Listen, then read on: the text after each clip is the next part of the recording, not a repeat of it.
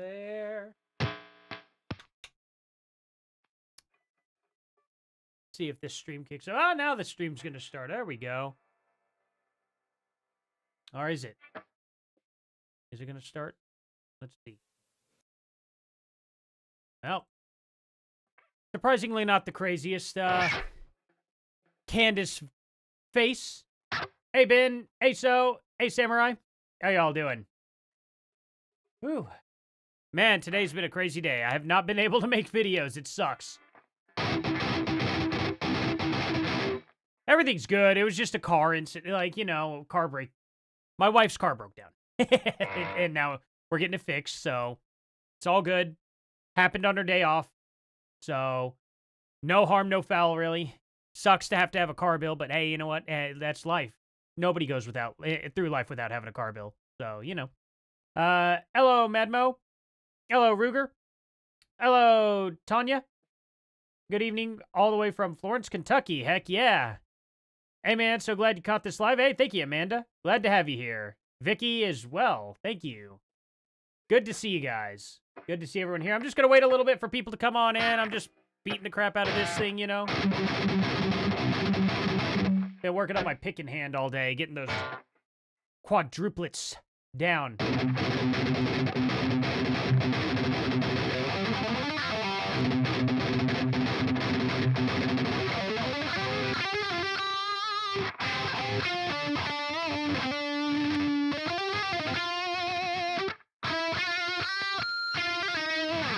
Hello, Rose. Hello, In Your Yawn.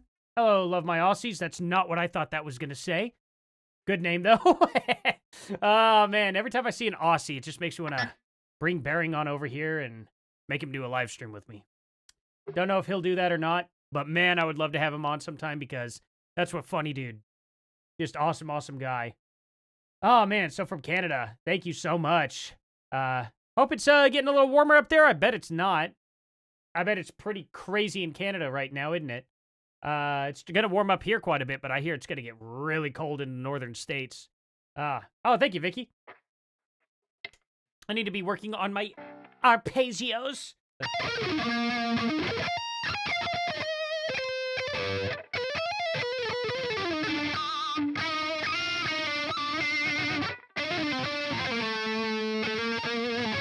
Hello, Andrea. Good to see you here. Thank you so much for being here.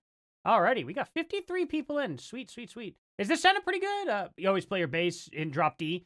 Nice, nice. This one is in drop C currently. I usually play in standard, but this is a Keith Merrow, so you gotta have it in drop C. Can't disrespect the Merrow like that. You know?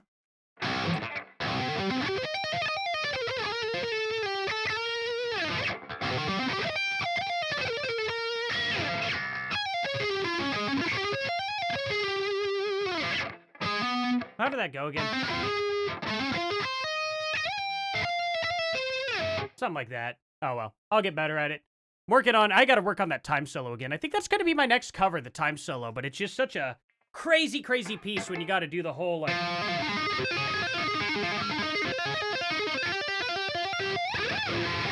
And there's so much more to it than that. That's the easy part. You know what I mean? It's crazy, crazy, crazy stuff. I love that. Winter Sun is just the best. Top notch. Nobody's better than Winter Sun, in my opinion. I like Avenged Sevenfold, absolutely. Metal's metal. You can't, like... Nobody's gonna really play me a metal track and me go, oh, that's awful, unless it's just really brutally dumb, like, you know. Oh, oops. Turn my... There we go. Just like...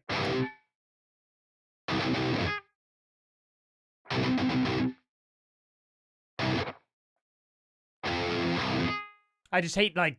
I don't know, I hate that really slow, just... You know, it drives me a little nuts because it just drags on and drags on and drags on. But there's, you know, a lot of metal utilizes that these days, like a Spirit Box. They're pretty good, you know. Nobody knows this for the most part. Spirit Box pretty much was, I Wrestled a Bear Once. And then I Wrestled a Bear Once had every single member essentially replaced to the point where there were no original members. And they were like, this really isn't our band. You know what I mean? We can't, like, they were still named I Wrestled a Bear Once, and none of them created the band. They all had just joined over the years, so they were like, let's change it. And then they changed everything about it. Pretty crazy. City of Evil, yeah, that's a crazy, crazy, crazy good album. So yeah, Backcountry as well. Heck yeah. And then there's what's the third one I'm thinking of? Because those were awesome. I like their old stuff quite a bit. Like Me, what's the name? It does the whole. All right. What is that song? Oh my gosh. He got into that whole drama with Tommy Lee's wife, which is hilarious because she was cheating on Tommy Lee with a catfish version of him. Wasn't even him. It was a catfish. Some dude from India. Ronnie Radke. What's his band? It's gonna drive me nuts. What's his band? Stargazer. Oh yeah, absolutely. Oh, you're talking to Stargazer. My bad. I thought you were talking about the song Stargazer, which I was like, Stargazer. Isn't that a Dio song? Stargazer or something like that? Yeah. Let's see. What band am I thinking of? Ronnie Radke's band. Is it Falling in Reverse? That's it. Falling in Reverse. There we go. So just got it. Falling in Reverse. Heck yeah. Billy. Yeah. Okay, cool. Alrighty, yeah. Falling in Reverse, I forgot what I was going to put on. Oh, yeah. I like them too, you know. I mean, good stuff. But man, my stuff is folk metal. Folk metal straight up. Like, that's just where my weakness is. Symphonic folk metal, orchestrated stuff, all the crazy solos. And, like, you know, Aether Realm, Elevati, Winter Sun, Insephirum, which is the same guy as Winter Sun, but now different. But the original was him. Arthemesia was actually that Winter Sun guy's very first band. It was a black metal band. They did one album, and it was like nobody liked them because they weren't satanic black metal. So they kind of just were sidelined, you know. If you weren't a Satan, you couldn't be black metal. It was a little ridiculous. So, you know, obviously he didn't really stick with that. Turnstile, you know, I need to look into that. I don't know what that is. Sorry. No, you're talking about music, but on the other video you mentioned playing Final Fantasy and Kingdom Hearts. Nice. Yeah, I'm playing. I gotta redo it. I've been playing through Final Fantasy 16 with Kai on the Intoxi Gaming channel, and I also was doing well, we're playing Final Fantasy 1 on there as well. I have Final Fantasy 7 at the moment that I'm going back through. My favorite game of all time is Final Fantasy 9. That's mine. Final Fantasy 8 as well. I'm gonna be playing it again too. Which 16 is very based on like Final Fantasy 8 type character. It's like a nod to Final Fantasy 8, just like how actually, you know what's funny is Final Fantasy 13 was also a nod to Final Fantasy 8. So, does my wife like? Yes, she does like a lot of my music. Oh yeah, she was an emo kid essentially. You know what I mean? So she likes that vein of metal. Not my biggest cup of tea. But I do like it. I can appreciate all those sick guitar solos in it, though. Anytime, any day, sick guitar solo, you're going to have me hooked, you know? Speaking of, yeah, is it...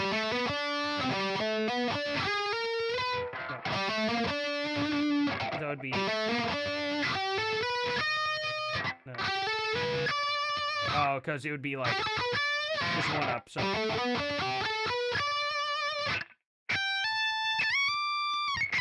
Oh.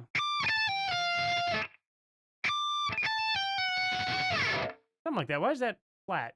I don't know. What is an emo band? Bullet for My Valentine would have been one, I think. What is that like? Can I do that? Too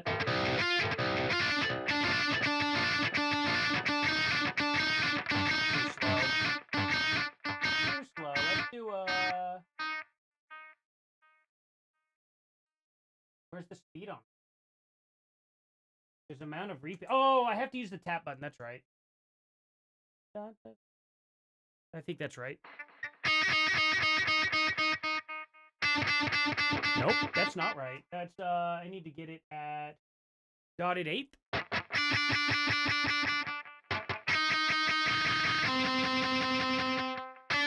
It's that chord progression. It's just D, but oh wait a minute. That's F. My bad. I'm dumb. That's D as I'm playing the F chord. Smart for me. Nope, that's not it either. Nope. Maybe it is dotted 8. But right around there.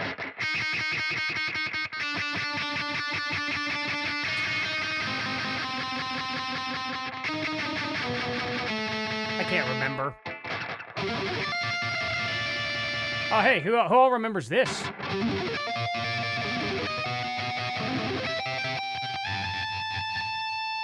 And you can just kind of... Whatever.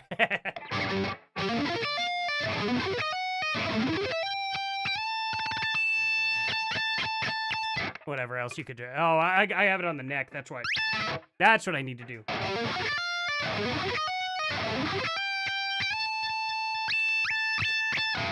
Something like that. Okay, are we gonna... I guess...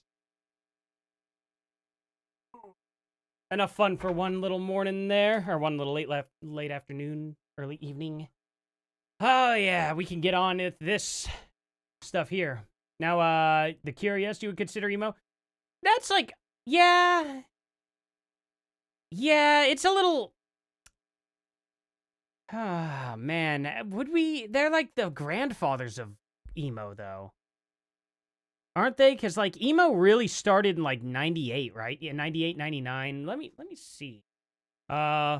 When did emo start? It was mid-80s, really. Okay, maybe The Cure could be. Although The Cure was 76? The Cure. No way they were 60s. What? Wait. Okay, okay, 76. I thought so.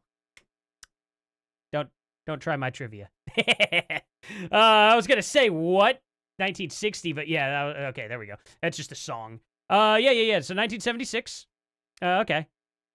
Yeah, I mean, they're definitely the granddaddies of emo, for sure. What was the first emo band? Rites of Spring. I've never even heard of them. What? Okay, try my trivia, I guess. My bad. I don't know what started emo. Rites of Spring. Maybe we'll look into them later. That's crazy. Okay, all ready to get some Candace started. This is yesterday's Candace, and we're gonna bleed over into today's Candace. Essentially, that's how long this stream's going on for. So, guys, go ahead and make yourself your mixed drinks and all of that because you're gonna need it for this one. I got my water. I got my water.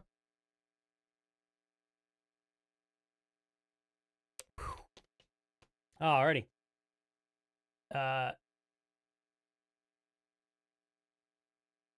See, what do we got here? Yeah, brain injury, usually love some guitar, but there's her. Oh, man. Sorry to hear that.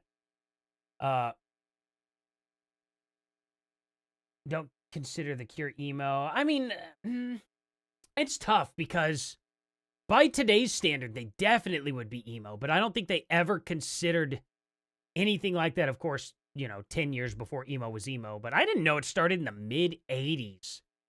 Like, I didn't know emo was that, because, like, my generation effectively killed emo off. You know what I mean? Pretty effectively well killed emo off, I would say. If I had to. Yes, her sweater is hurting my brain. Yeah. That's, whew. Man, she looks like she's going to the McDonald's house. I don't know. Kind of weird. Oh, what a smug look, though. What a smug look. Minute 80s horror? Wait, what's 80s horror?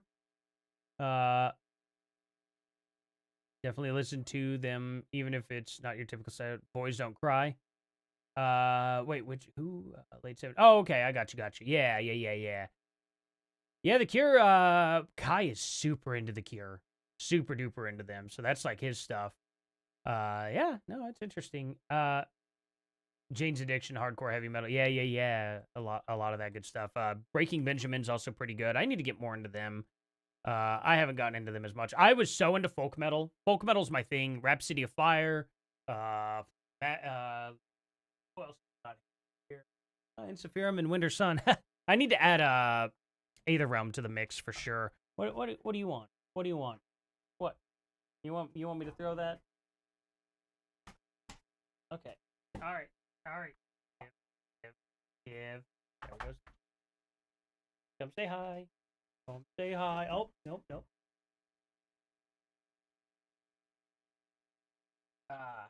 We're good. I'm going to throw this in a second. Get out of his way, lady who lives in my house. Team 4-star. Oh, good. Yeah, well, you know, when he sees one. We'll leave that reference out of that. Love you. Okay, anyway, guys. Let's see. No Trower, yeah. Okay, are you everybody about ready to get started? We got quite a few people in here. I've already gotten 460 views, so I feel like I might have cheated a few people out of this. Let's go ahead and get this started, huh? All righty. All right, you guys, today is a good day. It's a good day. It's a happy Tuesday because, look, all of us, we've been fighting really hard. It feels like trench warfare, right? The majority of people in the world know what the truth is. Just keep in mind, she's very, very happy that people are betraying Trump, and that she's incredibly happy that there was a single college who defected from the TPUSA stuff, which we'll go. I'll give my opinions on that here later on. I don't think the college was really trying their best. Let's put it that way, but we'll get to it. Truth is, and we are up against these liars. It's like a beehive, a hive of liars, a swarm of them that are in powerful positions. There is more of us, but they are in more powerful positions. They are lying about obvious things. They're lying about Charlie Kirk's death, saying there's nothing to see there. They are lying about the threat of Iran, what we are doing involving ourselves in that conflict. So that's why I say today's a good day, because bravery inspires bravery. Turning Point USA just suffered a major blow. Breaking your ears.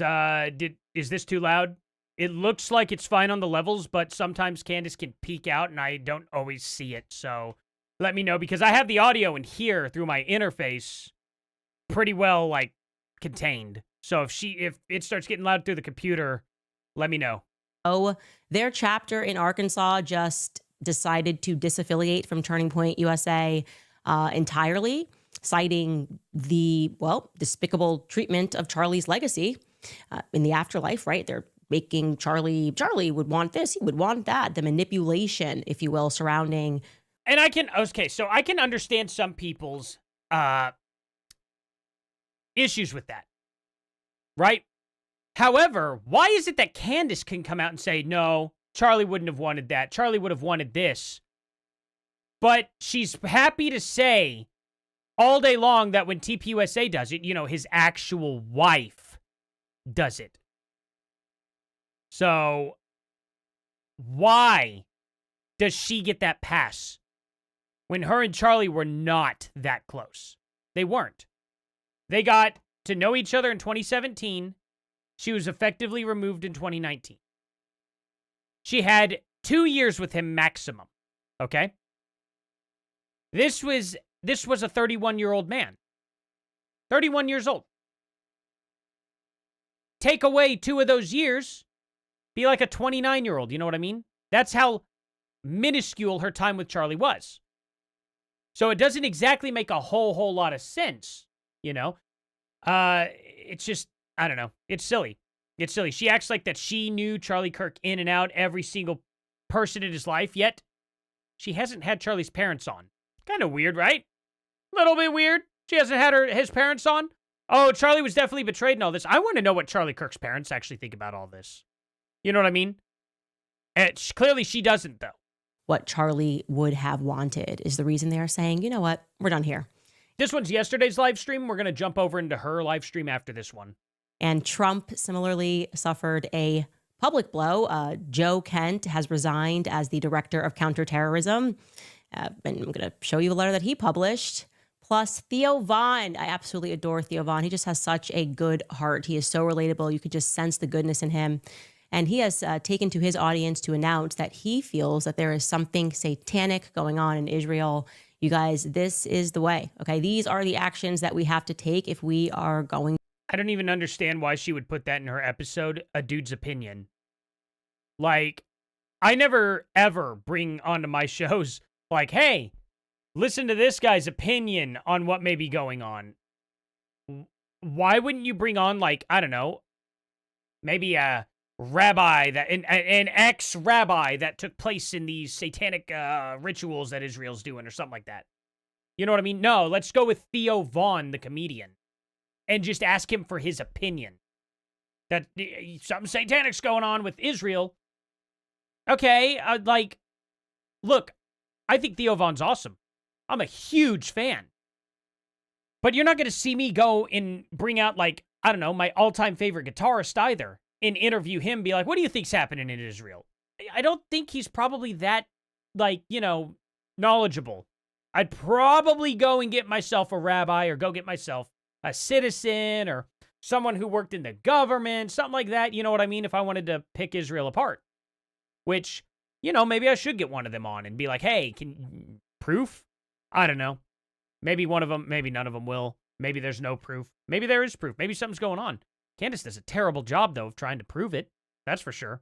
To win against these people. So let's get started. Welcome back to Candace. Yeah, we got to skip your silly little theme there. Okay, just a quick shout out at the top of the show to Nimi Skincare. You know I love them. They are supporting today's show. I'm very intentional about the brand. They very much support. If you want to put on some skin cream that absolutely supports tearing apart Charlie Kirk's wife, you know what I mean?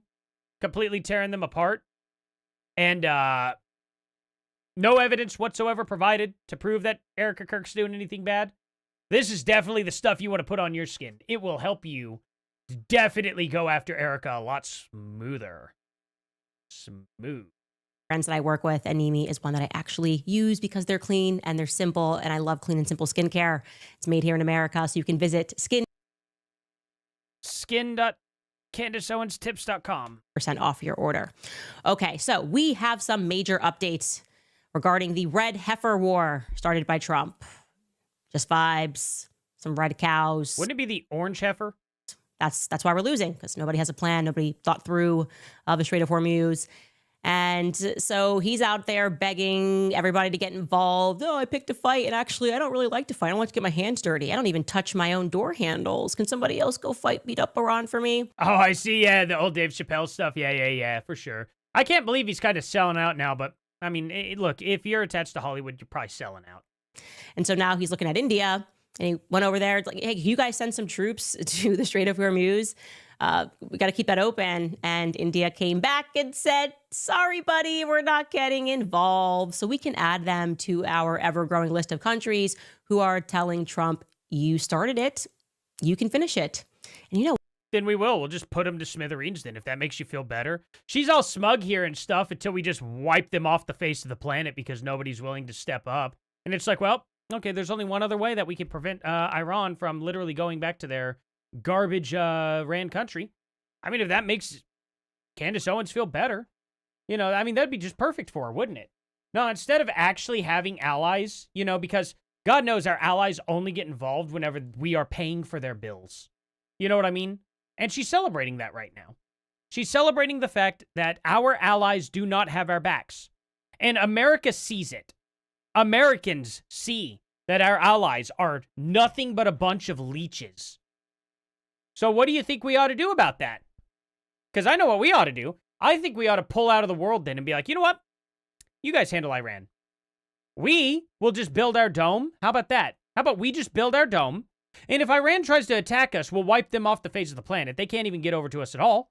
And then we'll just let Iran take over the rest of the freaking Europe, world, whatever. You know, the rest of the world. Iran can just have it then, if they're really going to be like that. That's what I would do if I were Trump right now. I'd be like, hey, listen, get your troops to the Strait of Hormuz, however you say it, Hormuz, I don't know. I don't know how to pronounce it right. But get your, you know, I would just tell them, get them there. Or effectively, we pull out of Iran, and we don't help you when they start taking over.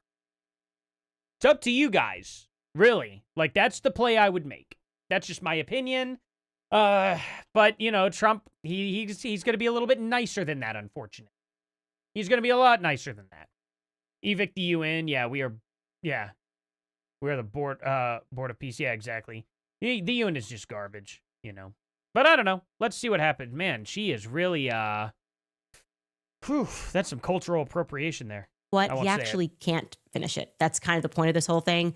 So there was some huge breaking news this morning. Joe Kent, that is our Director of National Intelligence, of Counterterrorism, pardon me, just formally resigned from his position, citing opposition to this illegal war. Now, I want you to know, in case you don't follow Joe Kent, war. I've never ever heard of a legal war before. Have you guys? You guys ever heard of a legal war? Ever? I sure haven't. Pretty sure war's just, there's no law on war. Kind of really stupid, but whatever. maybe you don't follow politics that closely. Maybe you're never. Yeah, look at how much Candace has completely gotten off the topic of Charlie Kirk and Erica Kirk just the past few days. She's pivoting. She knows that all that was a mistake, so she's slowly tapering off until it gets to nothing. And then every now and then she'll probably sprinkle in a little Charlie Kirk. That's probably how it's going to go from now on. Republican. Joe Kent is not just a random person who got the job without proper qualifications. This is not like a Nepo baby, right? This isn't like Jared Kushner going around the world negotiating on Trump's behalf and going, how are you qualified to do this? Joe Kent has actually served this country honorably. And just by way of background. Oh, she's wearing the Cosby sweater because she's going to have to make her husband a drink tonight. Do with that with what you will. In case you're not familiar with his backstory, while serving most of these guys are going to be war veterans. Yes, Candace, we understand that. In Syria in January of 2019, Joe Kent, his wife, Shannon Kent, his late wife, lost her life to a suicide bomber. They met serving, and they got married, and they had 2 kids. Shannon was the first female combat death in Syria since combat operations began against ISIS. And she was also the first female U.S. service member that was killed by enemy fire. Yeah, that's correct. Mitch Snow served the country, too. He's not doing a very good job serving it now. That's for sure. In more than 3 years up until that point. And as you can see, she left behind her 2 children with Joe, just 3 years old at the time. The other was 18 months old at the time. Devastating story, right? And I share that with you because I want you to understand that Joe Kent is both professionally and personally qualified to give his opinion on the threat of overseas terror, whether or not. Nobody is qualified to give an opinion. Opinions are opinions. They don't mean much. It is worth American lives to send American lives over there. And he addressed his letter, as he should, to the president. That is who he serves. And this is what he wrote. He wrote, President Trump, after much reflection, I have decided to resign from my position as the director of National Counterterrorism Center, effective today. I cannot, in good conscience, support the ongoing war in Iran. Iran posed no imminent threat to our nation, and it is... I want to know what information Joe Kent has to actually back that claim. If he could actually back that claim instead of just saying something like that, they did not pose any threat to our nation. Like, what information do you have to counter? Like, that's what I would like to know. He could have at least given that up. You know what I mean? He could have at least told us exactly what he knew in that situation, but he's not going to. He's definitely not going to. He's got nothing to provide. But if he did have something to provide, he should probably most certainly provide it. Clear that we started this war due to pressure from Israel and its powerful American lobby. I support the values and the foreign policies that you campaigned on in 2016, 2020, 2024. I wonder if he did or didn't. Let's see. Director of National Intelligence, Director of Counterterrorism. Let me see. Did the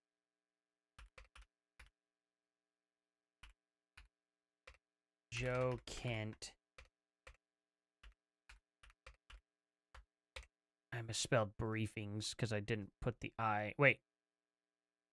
Oh, I put EI instead of IE. I thought I didn't put the I there. I couldn't see it next to the F. Wow. I literally thought the dot right next to the F was one of these stars moving.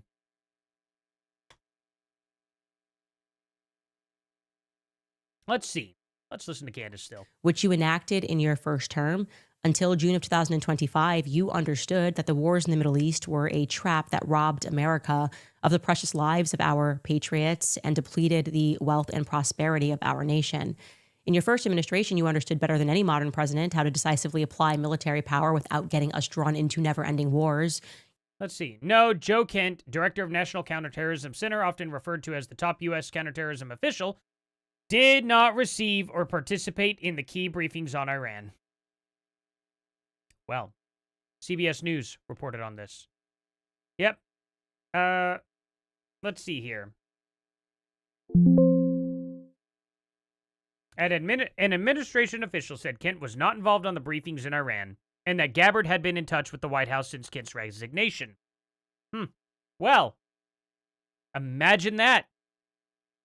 Seems that he wouldn't have known whatsoever what the threat was in Iran at all, period. Joe Kent never, ever, ever would have known if they were a threat or not. So for him to come out and say something so absolutely detrimental when he himself did not have that information tells me that Joe Kent is a piece of garbage. That's what that tells me. Oh, no.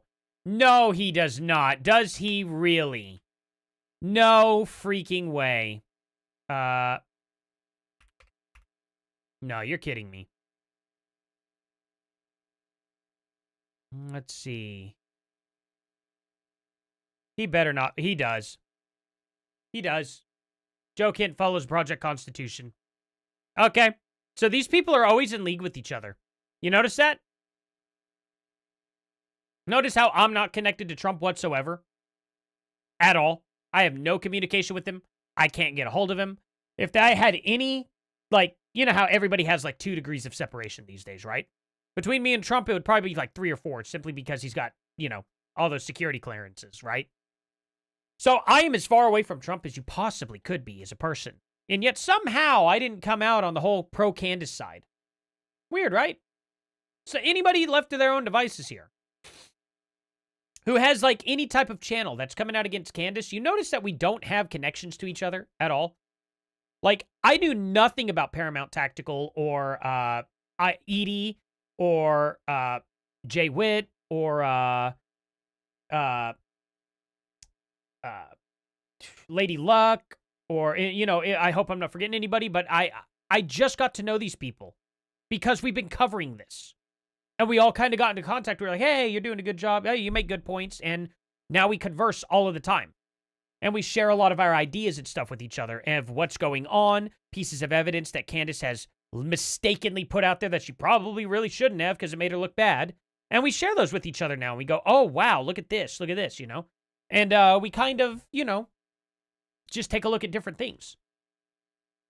So now we all talk to each other only because we had this commonality.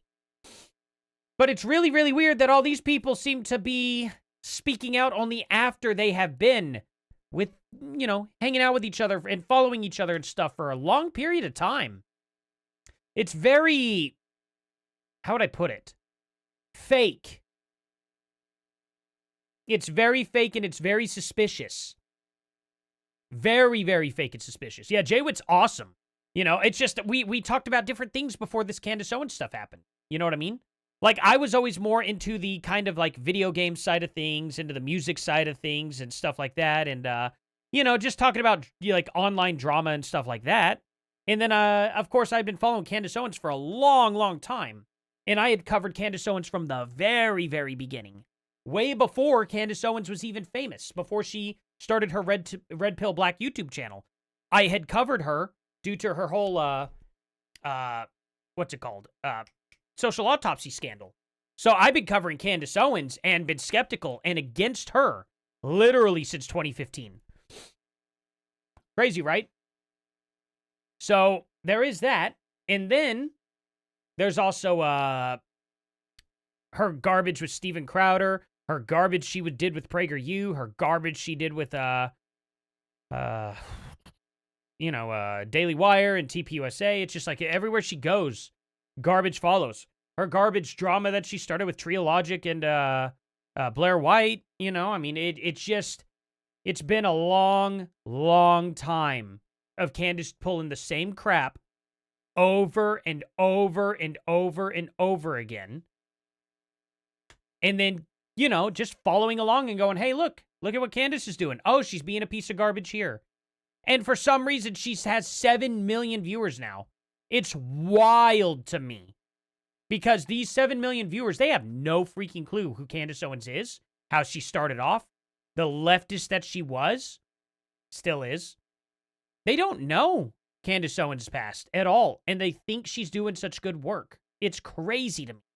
I wish I could just, like, beam all of this information into people's heads. You know what I mean? It's like you gotta look into what Candace Owens was before she was famous. It's bad. But anyway, we'll get back on with this here. You demonstrated this by killing Qassam Soleimani and by defeating ISIS.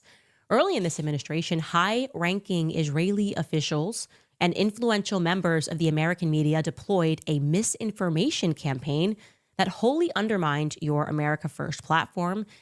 I want to know where he gets this information, because he wouldn't have been around this stuff. Like, that's what's weird about it, right? He's definitely abusing his power and giving out information that doesn't actually exist for him.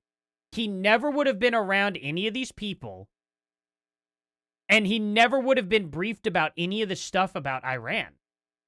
So why is he coming out and saying this? It doesn't make any sense.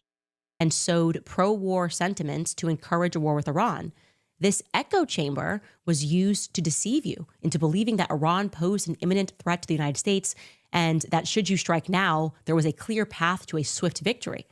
This was a lie and is the same tactic the Israelis used to draw us into the disastrous Iraq war that cost our nation the lives of thousands of our best men and women. We cannot make this mistake again. As a veteran who deployed to combat 11 times, and as a gold star husband who lost my beloved wife, Shannon, in a war manufactured by Israel. Hold on. Let me see if I misread this just now because I highlighted this. An administration official said Kent was not involved in briefings on Iran and that Gabbard had been in touch with the White House since Kent's resignation on Tuesday. Yeah. Anyway. There we go. I thought I misread that for a second, so I'm going to do that. I'm going to make a little posty post. I cannot support sending the next generation off to fight and die in a war that serves no benefit to the American people, nor justifies the cost of American lives. I pray that you will reflect upon what we are doing in Iran and who we are doing it for. The time for bold action is now. You can reverse course and chart a new path for our nation, or you can allow us to slip further toward decline and chaos. You hold the cards. It was an honor to serve in your administration and to serve our great nation. Yeah. This is a very big deal.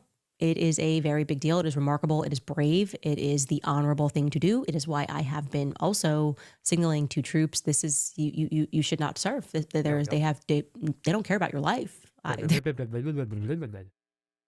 come on. Like, learn how to talk, Candace. It's very obvious. You can legally and conscientiously object to a war. This is an illegal war. The entire world is responding to Trump and saying, this is an illegal war. Why are you doing that? What would have made it a legal war, Candace? I'm kind of curious. When is it legal to blow somebody up? That's kind of an interesting thing, right?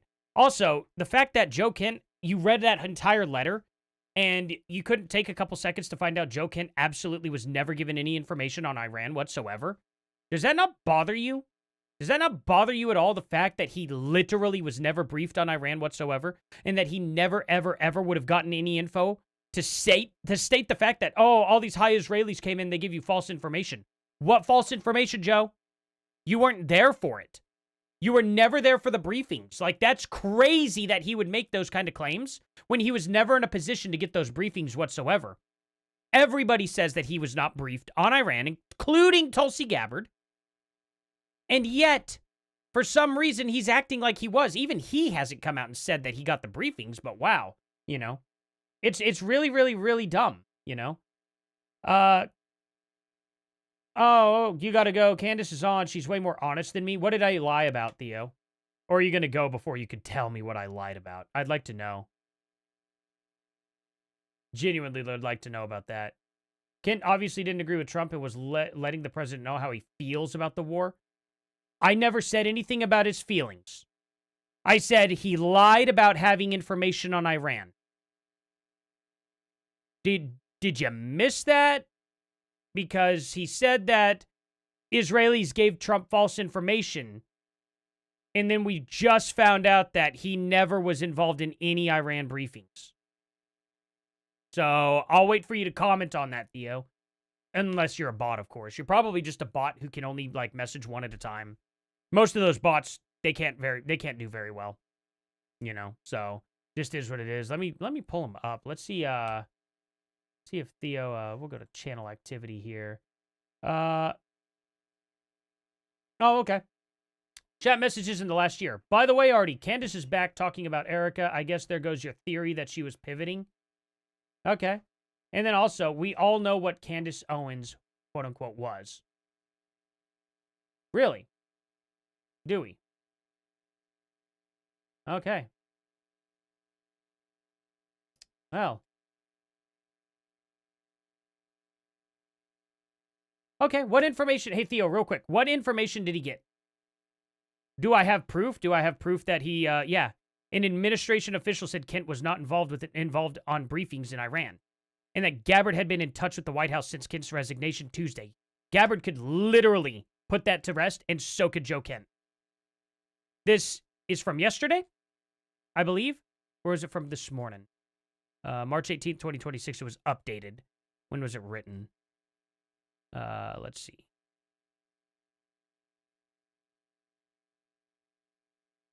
Could have been from this morning. I'll even give it. I'll just say it was from this morning. He could literally refute this. Also, Grok. No, Joe Kent, director of National Counterterrorism Center, often referred to as the top U.S. counterterrorism official, did not receive or participate in the key briefings on Iran. So how did he get this info? Yes, because it's classified, Theo. How would he have gotten that information if he was not briefed on that information? Do you know what a briefing is? If he wasn't briefed on it, he did not get it. It's impossible to get that information unless he illegally obtained it, right? So I would like to think that he probably wasn't breaking the law. I'm guessing he was a law-abiding citizen, right? It means he was not briefed on classified information. Do you have any idea how the government works with that? He could not legally obtain information that Israelis gave him bad information because he was not there. You understand that, right? Like, that's crazy. And if he got it from a third-party person, if it wasn't from the Israelis themselves or Donald Trump, then I would imagine that it can't be trustworthy information because it came from third party, not from the meeting itself. Is third-party info, are you okay with third-party info? Because I'm sure not. So, again, you gotta really prepare yourself a little bit better for some common sense there. Because there's no way he could have legally gotten that info. And if he's coming out and he's saying, for a fact, Israel duped you, that would technically be leaking classified info, right? Not fully. But when you tell somebody that, hey, Israel gave you bad info, they're going to be like, how did you get that information? How do you know that we got a bad info from them? That's telling the government that he committed a crime. Probably not a good idea, right? Sometimes common sense goes a long way. Yes. And he is just saying, well, we're going to have it. This is what we do. We bomb Muslim children. And so listening to that and listening to me tell you what Joe Kent's story and background is, literally his wife paid the ultimate sacrifice. You would imagine that President Trump would take this seriously, right? So I'll ask you rhetorically, how do you think President Donald Trump responded to this public resignation? Right? How do you think Trump views someone who serves 11 combat tours overseas, whose wife... I would say he's probably going to treat them like every single other person who has done something like this before. He's going to normally trash talk them. Instead, he didn't. He actually came out and said, well, he was a really nice guy. I don't know what his deal is. I think he may have been leaking info or something, but he seemed like a nice guy to me. That's what Trump said in his live interview, but I guess that's just so bad, Candace. Gave the ultimate sacrifice to this nation. Okay. I'll let you take a listen to how he responded. Okay. Your director of national counterterrorism, Joe Kent, he just resigned today. He said he can't support your conflict with Iran. What's your reaction to that? And did you? Well, I read his statement. I always thought he was a nice guy, but I always thought he was weak on security, very weak on security. I didn't know him well, but I thought he seemed like a pretty nice guy. For some reason, people seem to think that Trump, like, picked this guy. You know what I mean? I'm pretty sure. Who picked him? Who picked Joe Kent? Wasn't it Tulsi who picked him? Who hired Joe Kent for counter? Oh, it's Trump. Trump nominated him.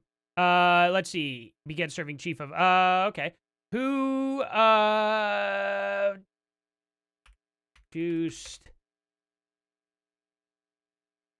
okay, I'll just put it this way. Who introduced Joe Kent to Trump? How did he find him?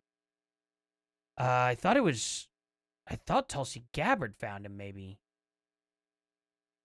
Oh, it's not going to tell me. Okay, that's great. How did Trump get Kent? There we go. We'll do that. But when I read his statement, I realized that it's a good thing that he's out, because he said that Iran was not a threat. Iran was a threat. Every country realized what a threat Iran was. The question is whether or not they wanted to do something about it. And many people, many of the greatest military you're scholars... free to leave any time, but you keep hanging out, man. Nobody's tying your feet to the fire here. That's for sure. I guess you want a few more licks before you leave. That's kind of wild. Let's see. Trump first met Joe Kent in January 2019 at Dover Air Force Base during the dignified transfer ceremony for the remains of Americans killed in Syria. Okay. Including Kent's wife, Shannon Kent, a Navy intelligence officer, and in a suicide bombing in 2019. Doesn't Joe Kent, isn't he with somebody else now that's also working in politics? Am I thinking of the right guy? I don't know if I'm thinking of the right guy or not.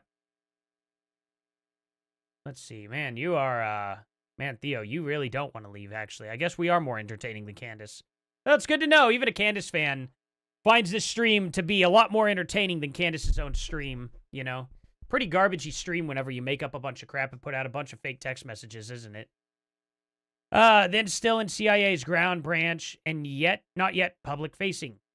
Has described the moment himself. He was in a small room. Okay. Met Joe at an Air Force base on the evening that his wife was being brought back from the Middle East, where she had been ended in combat. I wish I could do a Trump voice. I just can't. It sucks. It was a very sad moment. Joe's like, okay, we got the whole quote there. The personal encounter. Okay. All right. I thought Tulsi, for some reason, was the one who found this guy. Maybe I'm wrong. Scholars are saying for years that presidents should have taken out Iran because they wanted a nuclear weapon.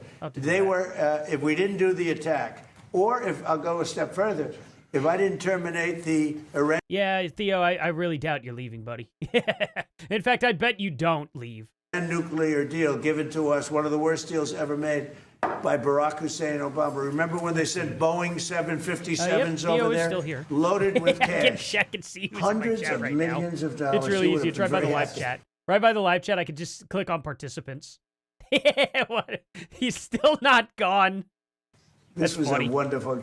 They sent hundreds of millions. People forget that. Does anybody remember? Right? You remember. Hundreds of millions of dollars in a Boeing 757. I think they had two of them loaded. They took the seats out and they put cash. And it was so much that there wasn't a bank in Virginia, Maryland, or D.C. that. Oh, well, the reason why I didn't ask who recommended Kent was because Trump did definitely at least know him before his second term.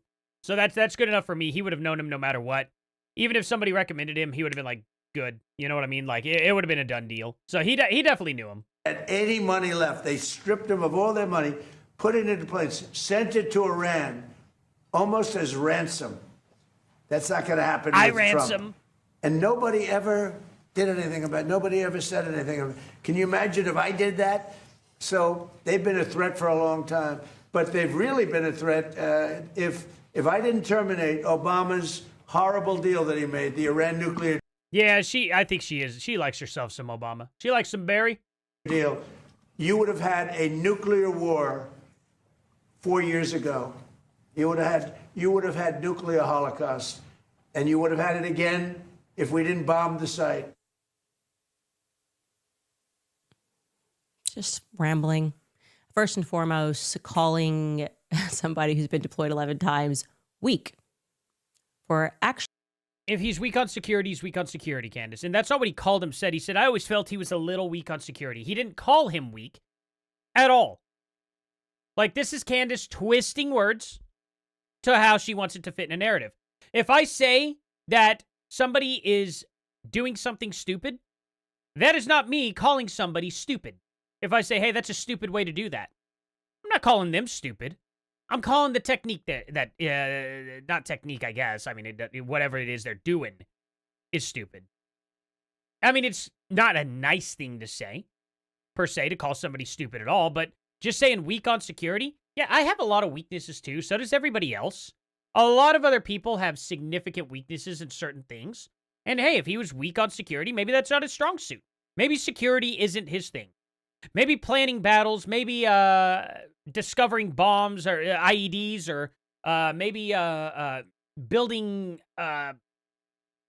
drones or something like that, working on aircraft, maybe vehicle mechanics, something like that. Maybe that was his strong suit. Maybe when he was over there, that's mainly what he did. Maybe he was a really, really, really good shot. But that doesn't necessarily mean that he's going to be good at everything, Candace. It's pretty simple. If he lacked on security, that's fine. The job did not fit him. Why is it that a literal 11-year veteran has to fit into any job no matter what? He's not Rain Man where you could just like figure anything out, you know what I mean? Like, it's kind of wild. It's pretty freaking wild to make that claim. Oh, he's 11-year veteran, so I guess that technically means that he could become a doctor now, right?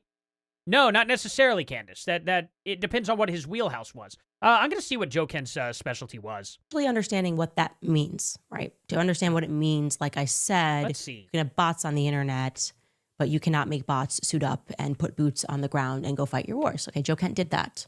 So he has an understanding of what it means to Candace literally, for some some reason, thinks that our military just won't go if Trump were to deploy it. Now, I don't want... Oh, no, not Rain Man. Rain Man. The one who, the movie where the matches fall out and he immediately knows how many matches there were. Like, he counted them like, he was like this super duper autismo. It's an older movie. Was it Rain Man? Right? Rain Man. Yeah. When did this movie come out? 1988. There we go. Good movie. Very, very good movie. You guys should check this out. You should definitely check it out. Very good movie. Anyway, I keep clicking that. What was Joe Kent's specialty in the military? Wonder what he specialized in. We'll just see. Maybe watch it be security. That'd be hilarious. in harm's way, and for them to be willing to die for the country's security. So his yeah, KKC, another. When they have -V1B, you could tell that there's some sort of bot, because also Theo has that same thing. Let's see. Let me see here. Theo, yeah, -V1R. So you can see here, like, I'll show you. This little indicator right there means they are a bot. Okay? So V1R is it's all from like one bot thing. The idiot didn't change all the usernames. This is the same guy. KKC, it's all one dude behind these multiple accounts. And that's why Theo there cannot respond very quickly, because he's switching between accounts, trying to bot for Candace. So you could see it. But hey, change your V1B.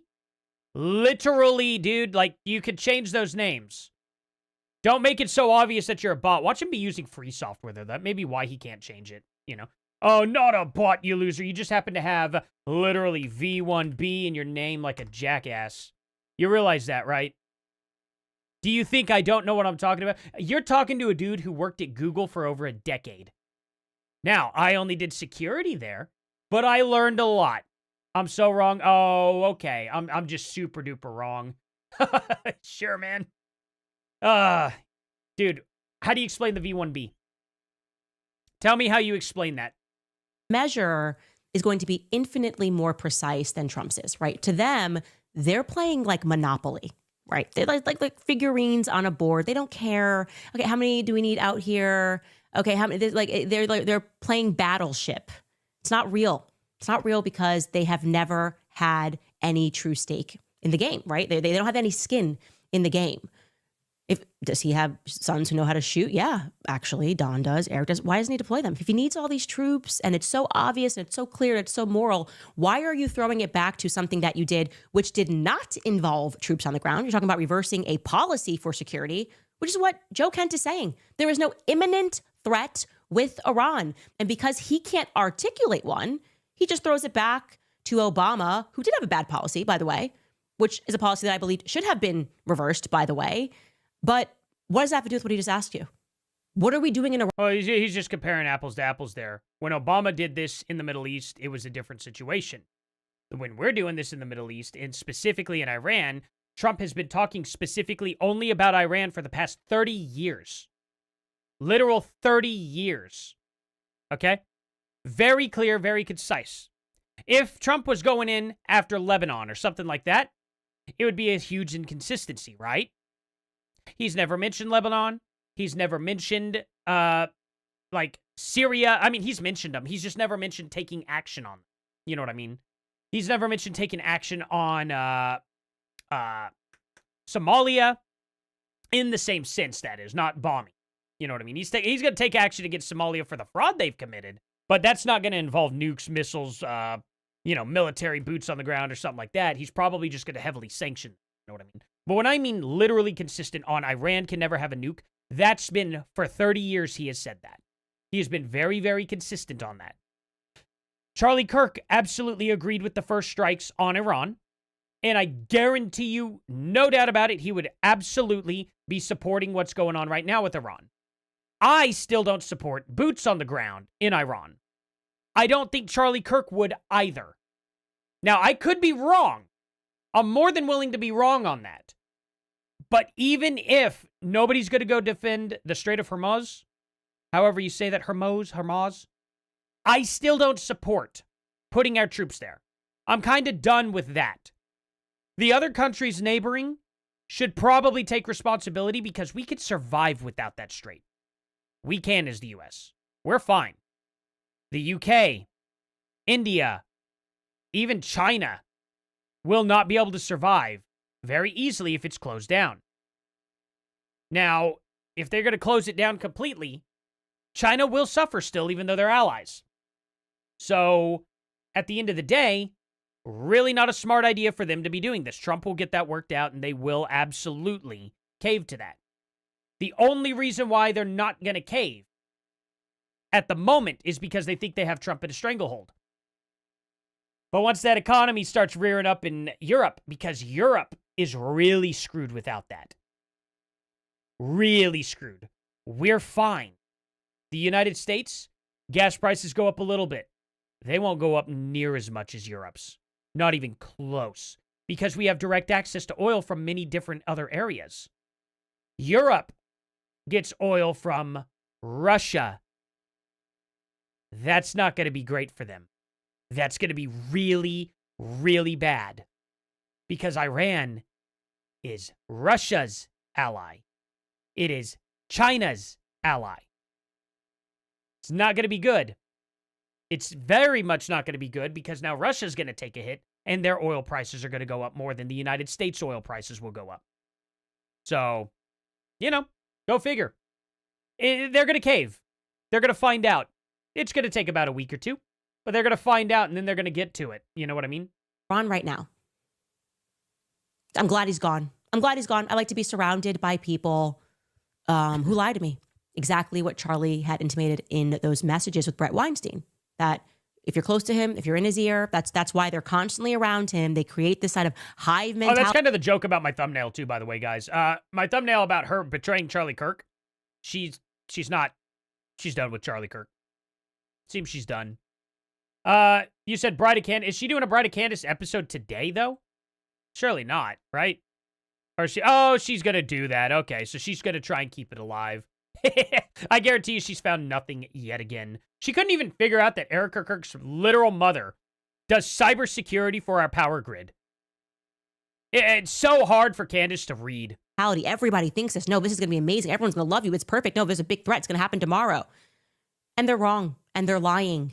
They just want Trump to send Goyim to die.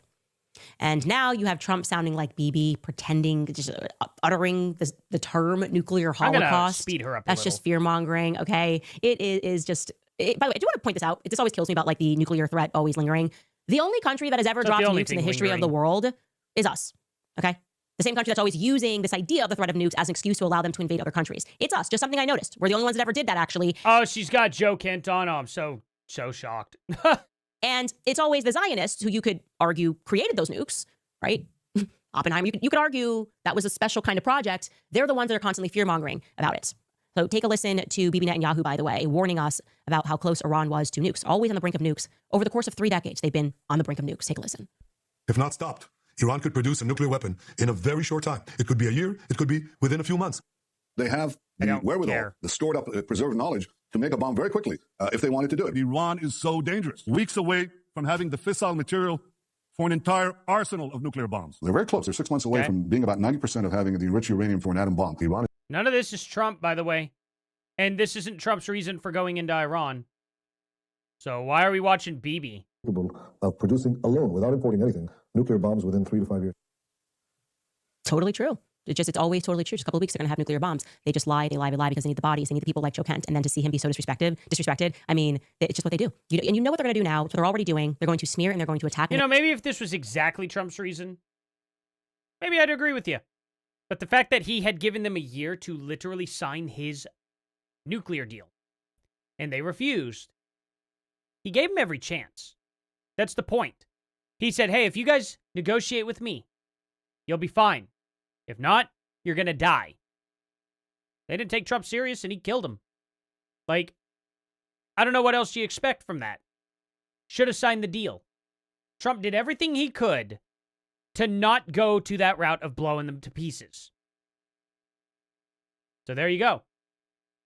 Netanyahu, he could be stirring the pot. I have no doubt that it's a very good possibility. Netanyahu's a politician. He's not Israel. And people kind of need to, back off a little bit on the whole, like, Bibi Netanyahu worshiping. The dude is a politician. And Israel has historically been a bit more left-wing than the United States in general on a lot of issues. So, am I going to be surprised that that Bibi's some sort of war hawk? No, it's no different in the United States. You know what I mean? Absolutely no different. I'm never going to trust a politician. You're never going to catch me trusting a politician. Okay? Trump, I am putting my trust in him and J.D. Vance. Those guys are not career politicians. Those guys are the best thing that we have in this country, in my opinion. And if those two do not end up, let's say, fulfilling the will of the people, then there is nobody who's going to do it. Nobody will do it. And it means that we have to completely and totally get rid of our government, period. That's what that means. So that's why I'm putting my trust into these guys. These guys are the final guys that we can put our trust into. This is going to be it for me.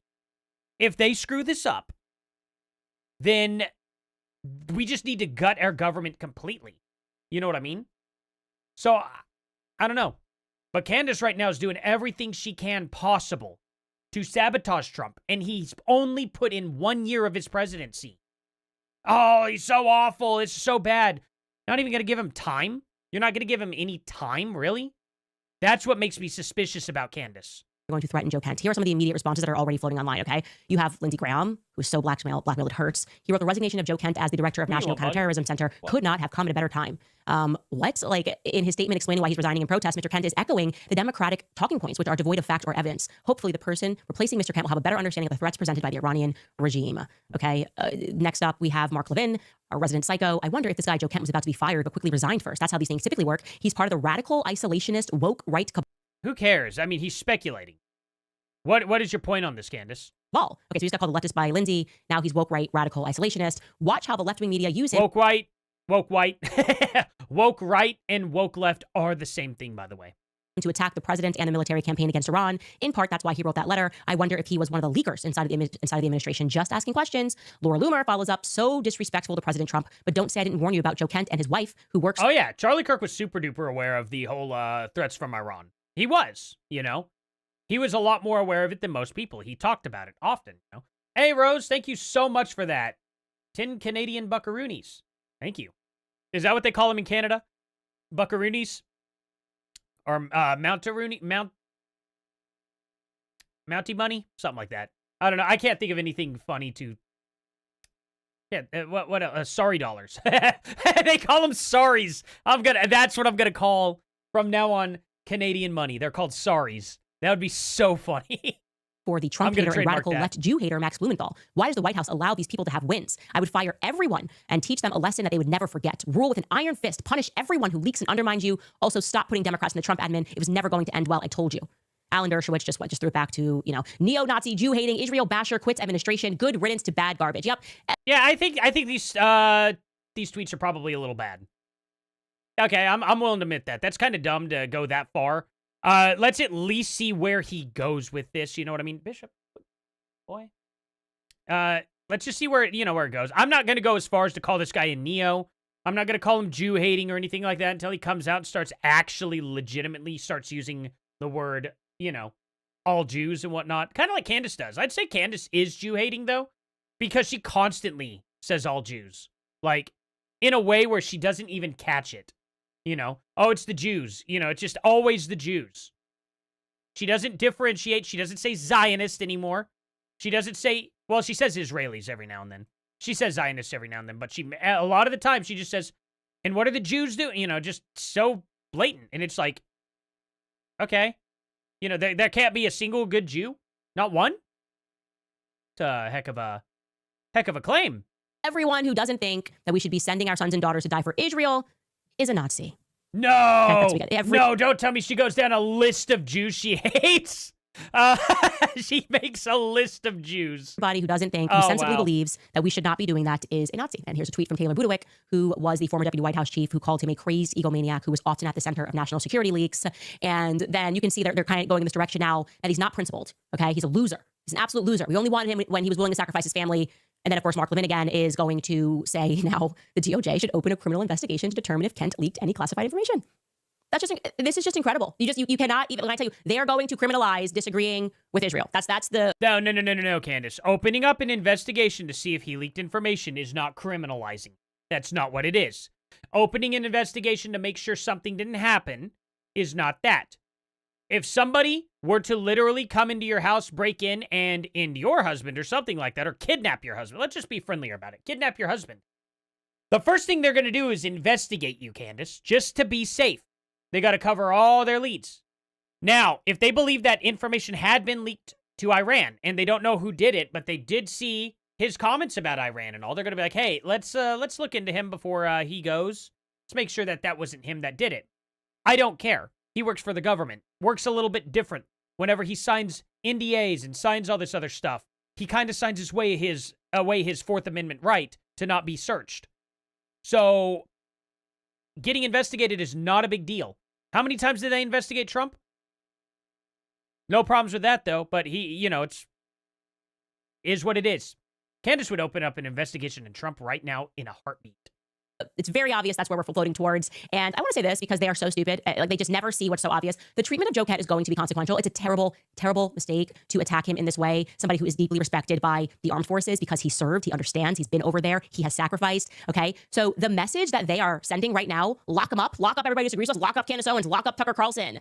Well, just so you know, that's going to be heard. I hope it's heard. I hope it is heard from the troops overseas, and they are recognizing they do not care about you. They do not care about you. They just want bodies. I deeply feel that.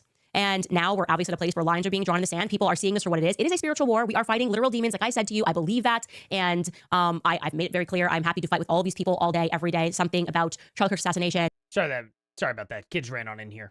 It just woke something up in me that will never go away. It will never go away. I will not play nice. I will not go halfway with these people. And we need to stick together. Max Blumenthal. Oh yeah, of course. She calls everybody else psychos. That's a topical word for her, I guess you could say. Very topical. Max Blumenthal. He's a writer for The Nation. Okay. Alternate. LA Times, New York Times. Ah. Okay. Who's his wife again? Who's his current wife? Nick Matau is a Navy vet, and he doesn't respect Joe. Okay. Yeah, I mean, it's gonna come down to the nuance of Candace trying to say, oh, well, my military guy's better than your military guy. I mean, it's really gonna come down to that. But the fact of the matter is Joe Kent never received a briefing on Iran, ever, period, ever. So he never in a million years would have known anything about anything of the ongoings of our military in Iraq. Or Iran, my bad. Iraq, Iran, they both go together in a very funny schoolyard joke when you're a bunch of teenage boys. I can tell you that. Together. We need to stick together. The people who are sensible and who do not want to drag us into these wars, people who are effectively pro-life, pro-sons and daughters, and actually pro-America first. And on that note, it gives me great pleasure to announce that Joe Kent, I'm going to be interviewing him this Thursday at the Catholics for Catholics event in D.C. I'm looking forward to speaking to him, talking about the conscience. Wait, really? So his wife works with this guy, the Gray Zone. Is it a podcast? Gray Zone News. Described as fringe and far left by numerous sources. Oh, yeah. That's all I needed to know. He's an extreme far leftist. Who's a part of this? Let's see. Yeah, Max Blumenthal. Okay. There we go. And does she work with him there? Joe Kent, wife that works with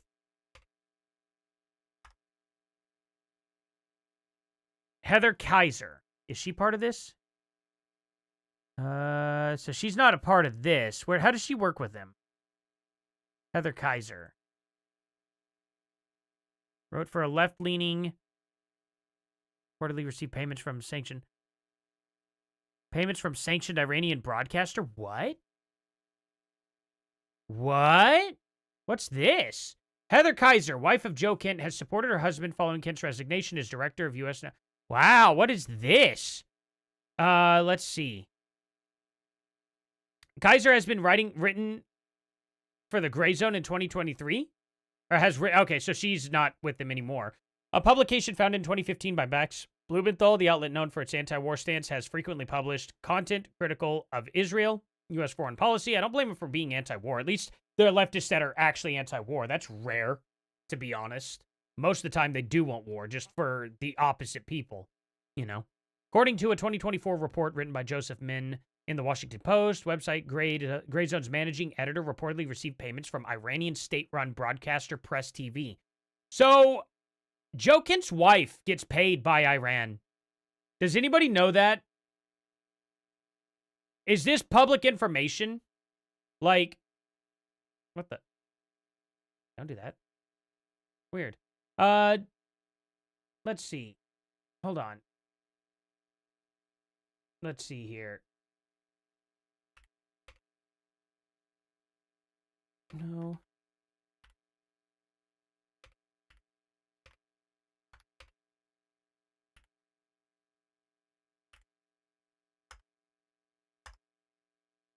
Okay, just wanted to put that out there, you know.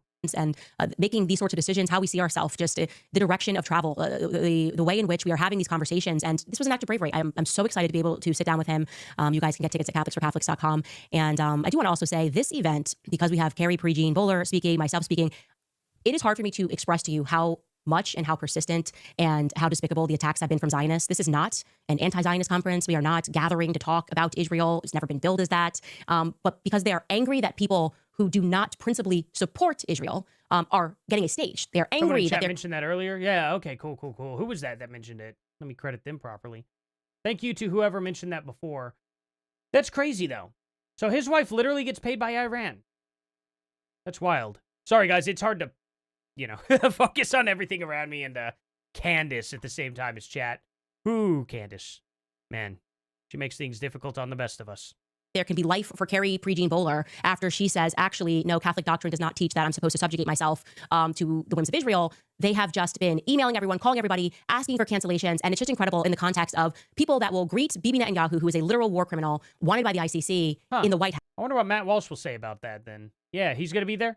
Okay. And nobody calls, nobody threatens, nobody smears. But when they find like Catholics or people meeting in a capacity that is not controlled by Zionism, the nastiness that we have to deal with on the back end, like I said, I will say a lot more when this event is over, but it has been some of the most despicable thing ever, and I will not tolerate it. There is a lot of anti-Catholic sentiment in the air right now. Much. And like I said, view this to be spiritual. I'm not the only one who views this to be spiritual. I'm not sure if you saw this going viral. It is amazing. Theo Von, he is a comedian, but he sits down and he just shares his heart sometimes on various topics of politics. He was actually really early to saying, look, I know I don't know a lot. I'm not claiming to be some foreign policy expert, but what I see happening in Gaza feels really wrong. Like he said that. And he was attacked for that. And by the, the same bandit of Zionists, because how dare you have a feeling about a child in Gaza. And there's something that I feel is so especially effective when you hear Theo Von speak, because he isn't an expert, because he's not trying to be a genius. And it really is coming from his heart. And he shared some choice words regarding Israel and the war that's happening. And I wanted you guys to hear him in its entirety. Take a listen. But I do have a lot of uncomfort about America's relationship with Israel, the Israeli political leaders. That's what I mean. I believe that group it just feels like a satanic regime. It feels like they just want to cause pain. They just, they don't even know where all the bodies from Gaza are, and they're already moved on to other places that they are attacking, and that America's associated now with their attacks. And I believe that will come here one day. I don't believe that the Israeli leaders, that they have any intention to stop that. I don't see that they. Yeah, apparently. Seem like that. I've never heard. Apparently, for some reason, yeah, you're right. People on both sides are dying. I don't know. Like, this is just a bunch of feelings. All right, I'm glad we have feelings over it. This is good, I guess. But I didn't come here to listen to feelings. That's spoken. And I believe that if we don't speak up now, that our children won't have the chance to speak up. Either. Why are you two cameras, like, literally only, like, just slight angles? Like, those cameras have to be almost next to each other. That bothers me. Put one on, like, the complete left side of you. By law or by worse. And that may sound crazy to some people, and that's fine if it does. If it does sound crazy to you and you think I'm crazy on that point of view, that's okay. I don't. Well, yeah, I'm sure he's not bothered by it because he knows he's given an opinion. So, I'm not going to give him crap over it. He's just giving his opinion. Like I said, don't give Theo too much crap here. The guy's giving his opinion. He's not, giving facts. He knows he's not really giving facts. He's just like, hey, look, I've seen a couple things. Some are questionable to me. I don't know. I think we need to speak up on it, though. And it's just like, well, maybe just do a little bit more research on it, Maybe research the other side, too, and come to your conclusions. Because if you really looked into how Charlie felt about the whole situation, kind of open your eyes a bit. Read Charlie Kirk. Watch Charlie Kirk. Come to your own conclusion after that. Don't watch Candace. Don't watch current TPUSA. Go to Charlie's clips. Go to Charlie's videos where Charlie is in them. And then come to your conclusion from that about at least how he felt in general. Maybe he doesn't like Charlie Kirk. Maybe he would disagree with Charlie Kirk, though. You know what I mean? And if that's the case, then, okay, well, I can't give Theo crap at all. It's just he's in his own world. And he's just, I don't know. I don't know. People's opinions, I don't like to argue. Because that's just a pointless argument. It's a waste of time. Complete and total waste of time. I may disagree with you, but that's okay. I do want to, I worked hard to be able to have a voice for myself. And so I hope at least you just respect that. Or I hope at least you just see that. Like, at least I'm trying to say what I want to say. And I don't understand our government's relationship with Israel's leaders and with Israel's government. I don't understand it. It feels like there's this war machine and then our soldiers and our. Well, it's not that hard to understand. If you think about it, Jews persecuted over history. Some people dispute the history, fine. Get me evidence that the history's wrong, I'll believe you. So far, nobody's managed to do that. It's just nuance. It's just literal, no proof whatsoever. But, we believe that Israel, was not a persecuted, the Jews were not persecuted, whatever. Okay? here's the thing. We have a strong relationship with them because they could not ally with people who were allied with people who didn't like them. That's simple. Muslims wanted to get rid of the Jews. Germany wanted to get rid of the Jews. They're kind of in a bad spot, right? Because they were all around those parts of Europe and Poland and all that. So they were getting persecuted there. They were getting persecuted in the Middle East. Trump in 1941 went to al-Husseini, however you say his full 8-person name, partnered up with the big bad guys of World War II there, and tried to get rid of Israel. People forget about that because they're so worked up on the 1933 Havara Agreement, to which, obviously, that agreement ended in 1938 with Kristallnacht. But people conveniently forget about Kristallnacht, and people forget about him meeting up with the Middle Eastern kings and queens and princes and all that to get rid of Israel in 1938 to 1941.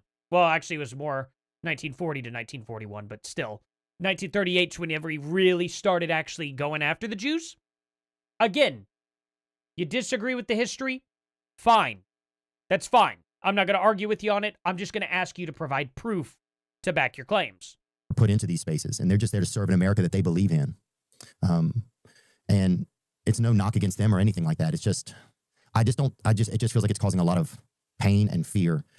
And yeah, I don't understand I don't understand Trump's relationship. I don't understand our political, like, why we are so beholden to this government, this Israeli government that just seems to be obsessed with. Well, we got involved post World War II. Again, they were the main victims of World War II. That's how the United States got involved.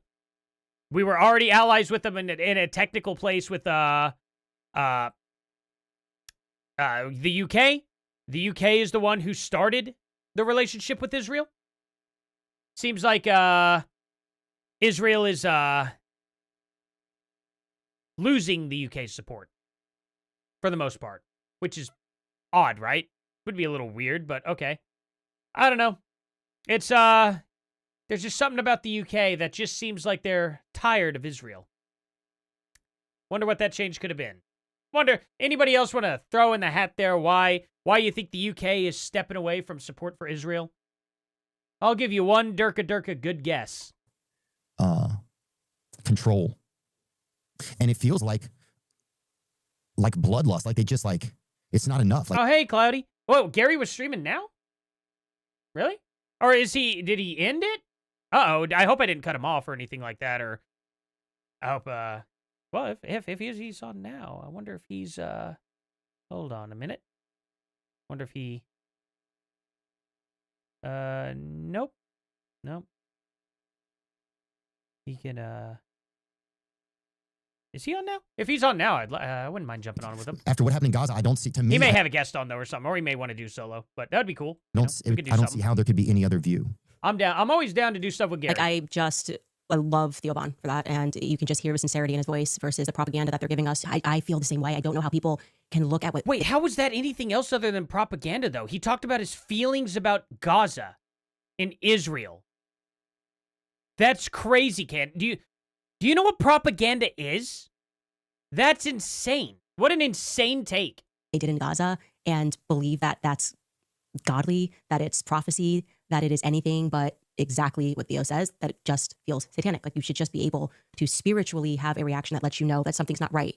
And he uses such a choice word there when he says it's about control. I don't know if like, imagine if we literally acted on every single spiritual sense we had. Yeah, we'd be stoning people to death in the streets. I think that's the whole reason why Jesus came back and was telling the Jews, for the most part, you know what I mean? That, hey, they kind of lost their way and certain things, let he who sinned cast the first stone and all that. That's kind of acting on your faith, you know what I mean? I don't know if we should just always act spiritually per se. Should always try to do what God tells us to do and what it says in the Bible. But going off your spiritual sense all of the time, just, oh, I spiritually feel like you're a demon. Man, that's literally you just coming out and saying you didn't like the person and confusing that with spirituality. Which I wonder if that's how Candace justifies 9 times out of 10 everything going on around her. She seems like the type of person who'd get a little angry and be like, I think you might be satanic, and it's just like, oh yeah, no, it can't be your faulty emotions. Will have the opportunity. If I don't use my platform, that's how I felt. It is how I feel every day. Again, telling you if I, and I will illuminate for you, like what they have put poor Johnny Yep at Catholics for Catholics. I'm literally just a speaker. I am not involved in this organization otherwise, but the pain that they have put him through, the harassment that they have gone through because you're not allowed to have an event if it's with somebody that doesn't support mass murder in Gaza. Like, you're not allowed to do that. And like I said, there's no political theme of this conference at all. My speech is about Mary. It is a prayer for America. It is a prayer. So I don't know why we're not allowed to meet, why we're not allowed to have perspectives, why we're not allowed to have jobs, why we have to be harassed, why our advertisers have to be called, why we have to be censored from YouTube, why they have to smear us and thank you, Jack. libel us. I mean, look at what they are doing to Megyn Kelly right now, right? What did Megyn Kelly do? I can't figure out what her crime was. I wonder what Candace does for Hanukkah. Be funny to find out. That caused this reaction, other than she simply told the truth that what she is going through right now is what Charlie was going through in the end. Okay, that is what Charlie Kirk was going through. It is what Johnny Yep is getting a very small taste of. Like, he's just like, hey, I just want to have an event and a prayer with Catholics, and they are harassing him in a way, and he's just such a good person. And through a lot of prayer is just standing strong, and I guess just knowing that to see so many people going through it lets you know that you're not alone. And like I said, bravery inspires bravery. And I am, even if I'm feeling like down, I will go through and I will see your guys' comments. You guys crack me up in the comment section. I'm like, no, like this person, like they're fighting for me, I'm fighting for them. And truth is going to win. That's, by the way, it's already been decided. We are going to win, and they're growing more increasingly radical in their demands because they know Christ is king, right? And that's the reality of things. Anyways, I want to share that with you. On that note, when we come back from break, we have got to discuss this Turning Point USA thing, whether or not BB is alive. I mean, it's a lot for a chapter, Turning Point USA chapter, to resign and to say the direction of travel doesn't make sense to me. It's a lot because Erica's at the helm of the company. Charlie's wife is at the helm of the company. And yet we are all recognizing that they are reversing course on everything that Charlie expressed that he believed. Anyway, we'll be right. She still can't tell me one thing that that they're reversing course on. That's what's funny about it. And I guarantee you she never does in this video. But I don't want to hear your stinky ads. No. Pure talk, no action. Wireless company. You know, it is worth noting, by the way, that Joe Kent was one of the people who bumped heads with Kash Patel during the investigation into who killed Charlie Kirk, right? Kash Patel blocked any investigation into whether or not foreign actors could have been involved. Said, oh, there's no evidence for that because that would have shifted the investigation into Tulsi's office, which is where Joe Kent was working. He just blocked that, which makes entirely no sense, obviously. So he was always a good guy, I think, there, which is why it doesn't work out unless you are corrupt, unless you are part. She's now defending Kash Patel. Great. Yeah. No. Oh, okay. Well, that's an interesting take, I guess. I don't know. I think Pam Bondi and Kash Patel are actually the people that need to be gotten rid of, in my opinion. Unless there's something else going behind the scenes. I don't know what it could be, but they're the ones who dragged their feet on the whole Epstein list. It wasn't Trump. Trump didn't drag on it. It was Pam Bondi, who's failed so far to, like, get anybody arrested and has made Trump pretty mad about it. I don't know why she still hasn't put charges forth to anybody involving the whole January 6th thing, you know, involving the whole Steele dossier or anything like that. You know what I mean? No, none of that. And, you know, the people who literally went after Trump, I don't know what Pam Bondi's doing. I don't know why she's dragging her feet. Barely taking any action in Minneapolis. Or, well, yeah, Minneapolis, but I mean, Minnesota, I guess it'd mainly be Minneapolis, right? But still, you know what I mean? So it's just, it is what it is. Kash Patel, I don't know. I don't think he's doing a great job. I really don't. When I look at what he's doing, it doesn't seem to me that he is putting forth any effort whatsoever into cracking down on Antifa. It doesn't seem like to me he's doing a whole lot. That's just my opinions on it. I don't know. I think it's not been a good ride for those people, and I understand why it's so hard to get somebody new in that position. It's very hard. It would take a whole new vote and everything to get them confirmed. It's just not going to be good. I don't know. It's going to be tough. I think Trump is like, this is the team I have. I need to finish with them before the midterms. I think that might be a little too risky. I think it's really, really risky what Trump's doing with them. That's my opinion, though. I don't know for sure because I don't have access to classified info. Of the mafia, so to speak. Wanted to show you also, let's get to this Erica story because it's pretty incredible, which is amazing.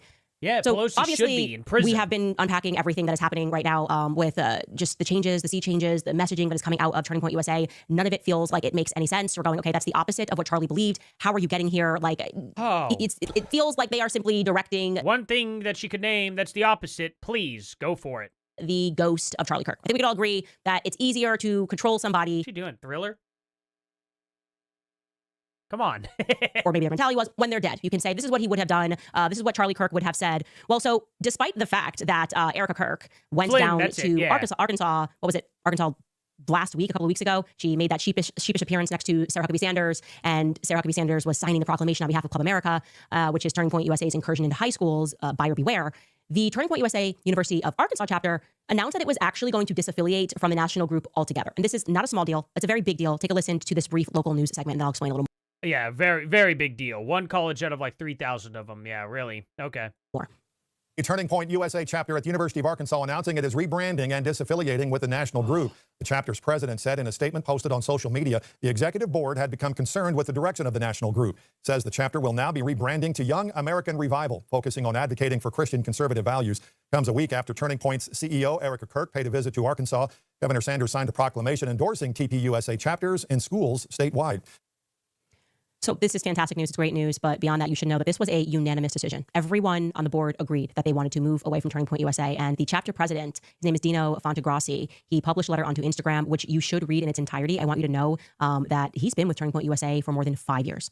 So this matters. Okay, so let's park aside all the neocons who are trying to tell you how amazing and how this is definitely what Turning Point is. These are people working at Turning Point. These are people like the person who's working at Andrew Colbeck's office. So she's not going to say this, but here we go. It says right here, down here, okay? Charlie Kirk cannot speak for himself anymore, and we do not recognize the way others have attempted to speak for him.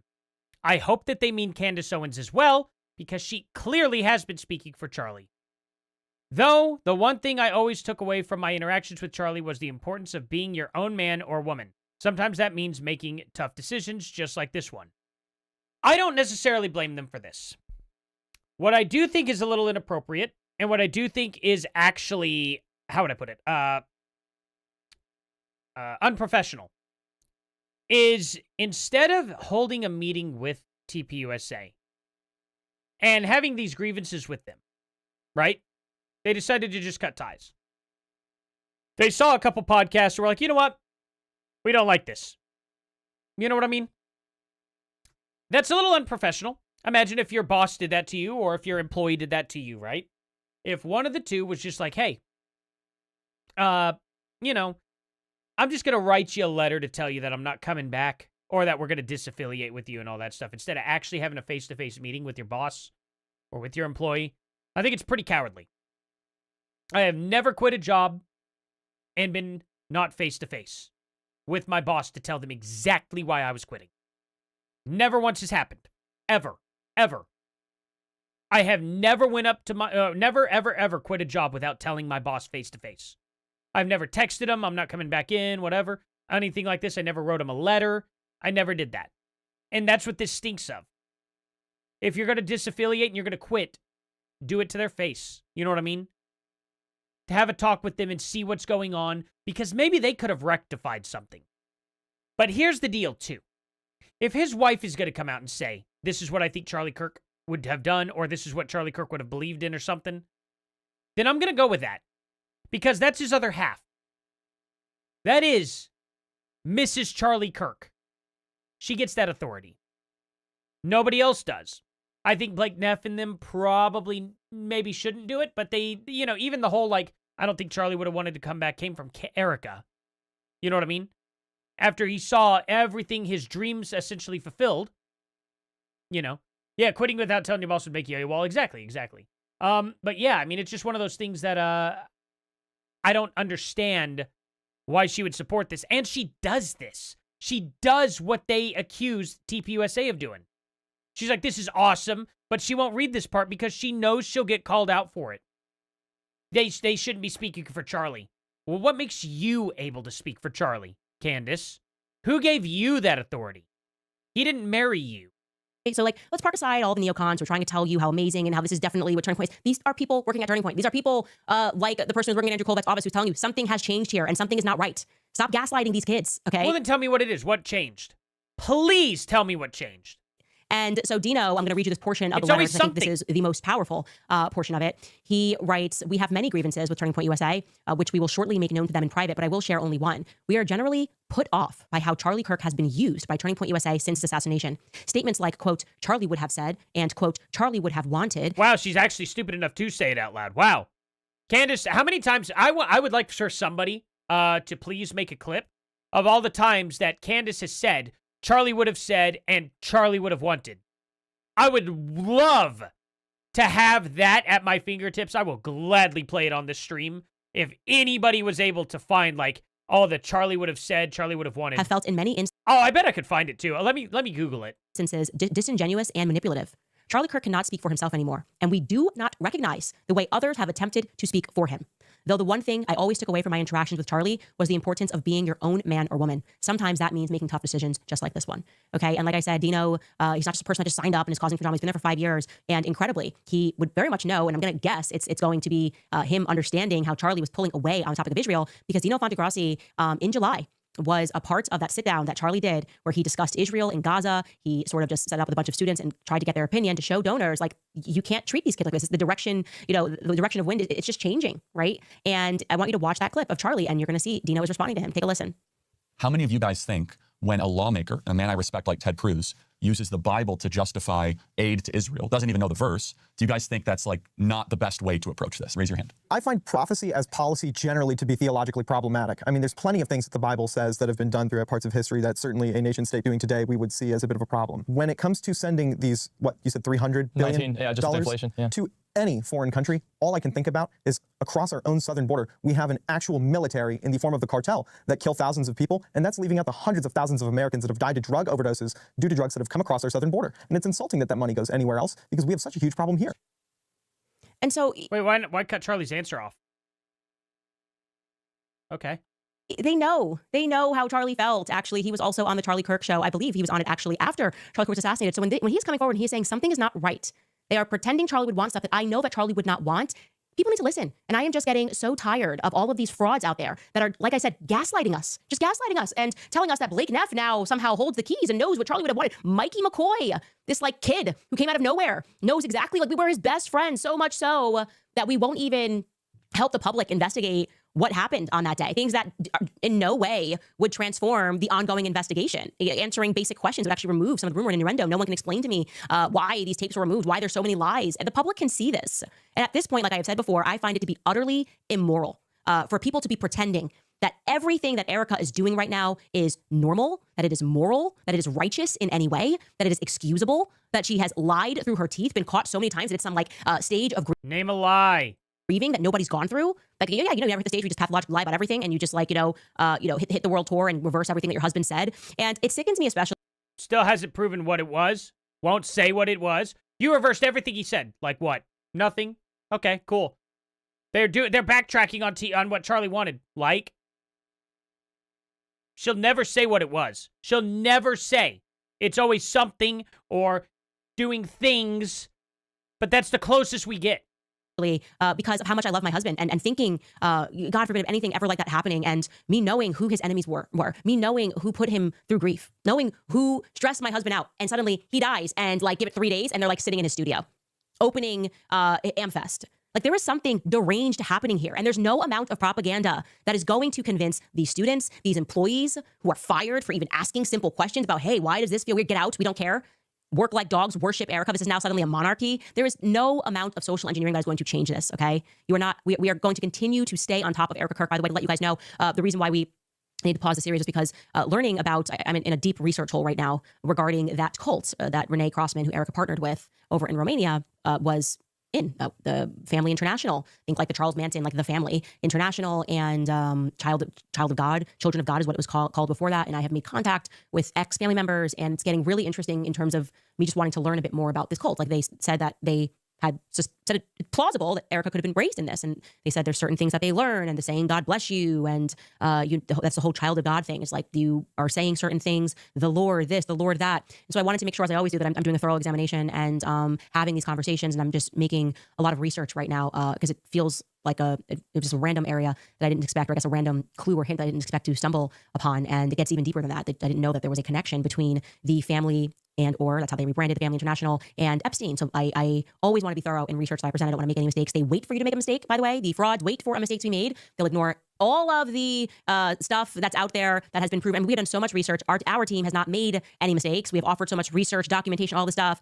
And then there's an account on X that shares audio of something that's not Erica, which we did not share. And then they just all start, see, investigation over. Somebody got something wrong. So nobody should be looking into Erica. It's like, that is just, I can't deal.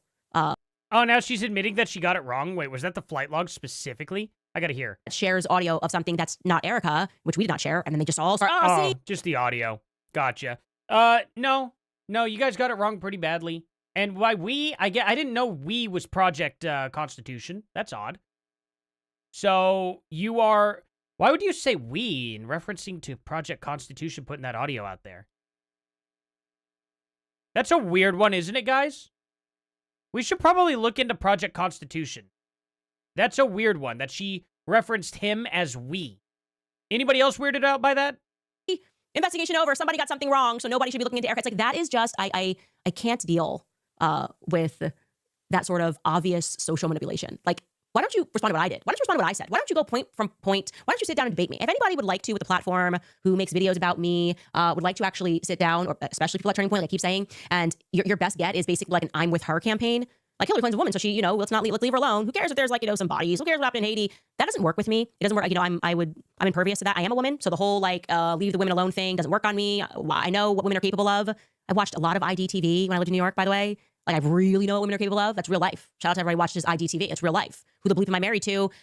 You're not gonna emotionally condition me by calling things evil and immoral. I can't think of anything more evil and immoral than accepting the Fed slop that is being administered to the masses over what happened to Charlie Kirk. Nothing makes sense. You can't even debate what evidence we have regarding what happened to Charlie Kirk. You have nothing. I know you have nothing because Erica has nothing. I sat down with her. Okay, I actually sat down with her. I was like, oh, maybe they do have more evidence. They don't.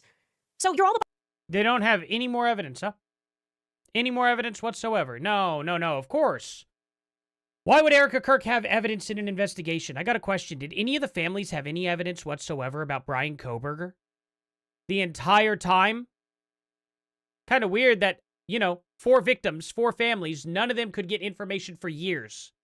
It was brutal. I ended up covering that case. For all you all who don't know, and Candace thinks this is normal. She's such a dummy. Check it out. Here's my older YouTube channel here now. I somewhat abandoned it. I feel bad for abandoning this channel. It was a good channel. But what happened to the Idaho 4? The parents didn't know anything about it. Hello, everyone. Wow, I was a fatty then. Oh, look at my face. I lost 40 pounds since this. That's crazy. Yeah. That's not the worst background too, really. My background got better, let's see. Well, it started filling out there. That's a much better background now. Look at that. Which still not full, huh? Look at how bare it was back then. Isn't that crazy? Anyway, I started losing weight here. I really started losing weight, and you could see it. 1989 was a group. Yeah, doing stuff like this, Maybe I should redo this. Maybe I should do this again. I don't know. What do you guys think? But anyway, yeah, knowing all that stuff, I covered a lot of true crime and stuff. You don't get to find out everything. You don't find out pieces of evidence. You don't. They get their guy, and then they wait till the court date. And that's when the family finds out everything. They're not going to leak everything to you. They're just not going to do that. Doesn't happen. Erica Kirk will not have any more information. She's never going to get any more information until the court case happens. That's how it works. That's how it's always worked. You can go and find any court case and prove me wrong, Candace. Any murder investigation whatsoever, you're not going to get that information, unfortunately, until the trial happens. A bunch of frauds. You're all a bunch of frauds, and you dishonor Charlie Kirk every day while you pretend that you're honoring him by putting a bubble around his widow, who is not acting like a widow at all, okay? Thank you. I'll have to show you him after the show. What is she supposed to do? Like, cry every... Yeah, actually. Yeah, I do. You know what? I would be okay with somebody who cried every day for a bit after their husband died. Like, what kind of a question is that? Why are you gaslighting us? You're right. Jesus does love Candace Owens. But he would definitely tell her, sin no more. Much like he would tell all of us, though. And, you know, just the way it is. Like, it's weird that we expect a widow to meaningfully want to stay home and crawl up and cry every day after they lose their husband. Like, again, it's like, where are the humans? They're like, well, what do you want her to do? Cry because her husband died? Sorry, I don't even have my hair in a bun today. Why do you expect her to do that in public? She probably takes care of that in private, so she can speak in public. You want her to cry in public, too, the whole time? You want her to come out? It's going to be so appropriate for her to come onto Fox News, and they're going to be like, oh, how are you doing? She just can't even get a word out because she's crying. It's like, what an interview that would make, you know what I mean? Sometimes you got to harden your heart a little bit to go out and talk if you're going to continue being out in public. Just the way it is. Like, it's kind of crazy to me that even though she has cried in public, she'll ignore that. But at the time she isn't crying, she's like, oh, see, she could speak. She could breathe. And somehow, you know, like, it doesn't matter. It doesn't matter that she comes out in public and, you know, has cried a couple times, has had to walk off a little bit, has had to be like, I'm sorry, you know, get her composure back. Oh, it just hasn't happened enough, though. Enough. You know what I mean? Over the course of 6 months, as if over the course of 6 months, reality hasn't set in at all. And maybe it hasn't set in for her yet, too. Possibly not. Possibly she keeps working and works through all the pain so she doesn't have to think about it. Yeah, that's not unusual at all, Candace. This just goes to show that Candace Owens has never worked a real job in her entire life. Ever. And has never been forced to go back to work after some sort of tragic incident. She's never done that before. Now, I'm not saying Erica Kirk needed to do that by any means, but I'm just saying clearly she hasn't worked, so she can't understand it. Like, I just got fired about that. I'm sorry.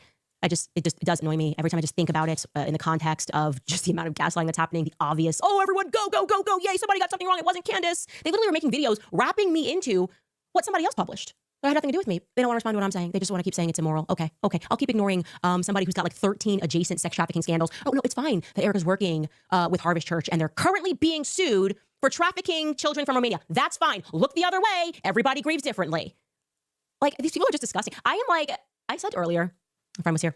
I said, Steph, did you ever think that we get to this point where, like, I thought we all agreed on the topic of, like, pedophilia, sex trafficking, like, the kids. Like, I thought that was like, okay, I hate you. Okay, I hate you because of this. Okay, LGBTQ stuff, blah, blah, blah. Okay, we can argue. But then if it came down to it, if you were like, oh, kids are being harmed, like, everybody suits up and goes to war. Nobody looks the other way. And this year has been the year of really recognizing that people are so despicable that they would take money to look the other way. Like, to pretend it's fine. Like, it's a totally normal thing for someone to constantly be running adjacent to sex trafficking scandals in their life. It's not normal. You're not going to ever convince me that that is normal, okay? That is normal, that you would not find that to be problematic. To say, I am not going to partner with Harvest Church until I see an outcome, because this is another lawsuit pertaining to children being molested, harmed, trafficked from Romania. How could you be this connected to this random country in Eastern Europe? Like, the gaslighting. It's the gaslighting for me. It's just, they're all sickos. Everybody's a sicko. I'm going to have to start unfollowing people. I can't even look at the filth of people pretending like they have the moral high ground when these people could not be more beneath us. Like, we should be looking down to these people. Genuinely. I want you to know that. I wouldn't even spit in their direction. Like, they're so despicable to me. If you don't have the courage to stand up and ask questions at the very least about why she is so adjacent to so many sex trafficking scandals, you are useless to me. Candace, you are also adjacent to those similar scandals. Very, very similar scandals with the Tate brothers, with everybody your husband's been hanging out with and stuff like that. Your great uncle being in the files of the Epstein files, whatever his name was, I forgot his name. You're also adjacent to that, so I don't understand. You don't deserve to have a platform, okay? Go away. Just go away forever. Like, I can't deal with that. I can't deal with stuff with the kids, man. What are we talking about the Epstein files? Yeah, Trump, we're still talking about the Epstein files. Like, wow. Okay, cool. Talk about them then. We are. I'm still talking about them. Correct. Trump, that was a dumb statement from Trump for sure. Oh, y'all are still talking about that stuff. Yes, we get it. We get it, Candace. It's fine. Guess who's the only president in U.S. history to release those files? Didn't see Obama doing it. Didn't see Biden doing it. I didn't see Bush doing it. Trump got it done. Wild, huh? Strike that as a, kept his promise. Why are you disgusting? Why are you so disgusting? What a disgusting question to ask. Cash Patel, no evidence of any sex trafficking. They're just, I can't, honestly, man. Yeah, Kash Patel sucks. I agree. We can be in agreement on that. The good news, I mean, the news is that, you know, there's some rumors that Bibi might be dead. I don't know if it's true. It's news. Didn't say good news. I said it's news. Well, I don't think so now. Oh, good face. What a... Oof. I think I've seen one of these on the end of a baboon before. Nothing to do with their skin color. Specifically the pucker. Anyway. Here's the thing. Okay? Trump's the one who snitched on Jeff. Yeah, exactly. Yeah, he was in that. But anyway. Well, oh, shoot. What was I just going to mention? The files with... Oh, yeah. Netanyahu. So, newest video. Don't think it's AI. The video before that, I don't think is AI. The 2 videos before that, though, good indicator that they were AI of Netanyahu. Don't know why they did that. At this point now, with the newest videos coming out and them not being AI, again, I don't know why they did that. Maybe Netanyahu is a little camera shy. Maybe. I have no idea. Maybe Netanyahu didn't want to film all those videos. Maybe they just found a way to be like, hey, you know, you can do something else. We could just, you know, we could put some, what would I even call it? Like, we could do updates without needing you here, essentially. You know what I mean? I have no idea. I think it's a stupid thing to do. I don't think it's ever a good idea to use AI videos of yourself ever to do things. That seems like a really, really, really bad thing to do because that's only going to get people speculating. But with his whole wedding ring disappearing in the middle of the video and stuff and then reappearing back on his finger, it's a pretty large wedding band. Not good. Not good. Oh, yes. Zakk Wylde's new song is great. Love me some Zakk Wylde. Do you hear about what Zakk Wylde said about the wife of, the Black Label Society vocalist and guitarist said about the Zach Sabbath man getting ready to go sleep with his wife and all that? It was very, very funny. He's like, I'm gonna go sleep with Zakk Wylde's wife, but of course, you know, he's on tour with his 2 bands. He's got not Zach Mild. That's a funny name though. He's got Zach Sabbath, and then he has Black Label Society. So, you know, going on tour with himself, and he's like, yeah, I heard Zach's bringing his wife with him in Black Label Society, so I'm gonna sleep with his wife, and it's like, it's just a funny joke because that's his wife. It's a bit of a conspiracy theory going around. And, like, if you think about children being harmed, like, and the nation of Israel and everything that's happening, do people make excuses for that? They probably will. I mean, how do you have a microphone in your face at all and not say something about Gaza? Take it away. Take it away, especially. Okay. That's a dumb thing to say, too. What do you mean not have anything to say about Gaza? Don't have Hamas rule you? Man, like, we don't need you talking. Like, go outside. Go do something useful. I don't know, chop a tree down or something. That'd be better than you taking a microphone and not defending children. How about that? That'd be better for me. Don't have a mic. Oh, yeah. It's just always hide behind the children. A lot of these weird, creepy cultists do that stuff, don't they? It's always about the children. Always. Never about the Hamas blowing up other kids or anything like that, but definitely about their children. If Hamas has kids, they're off limits. It's okay. Let the women do the talking. Let the women gossip and speak about things and worry about the kids. You go chop some wood, okay?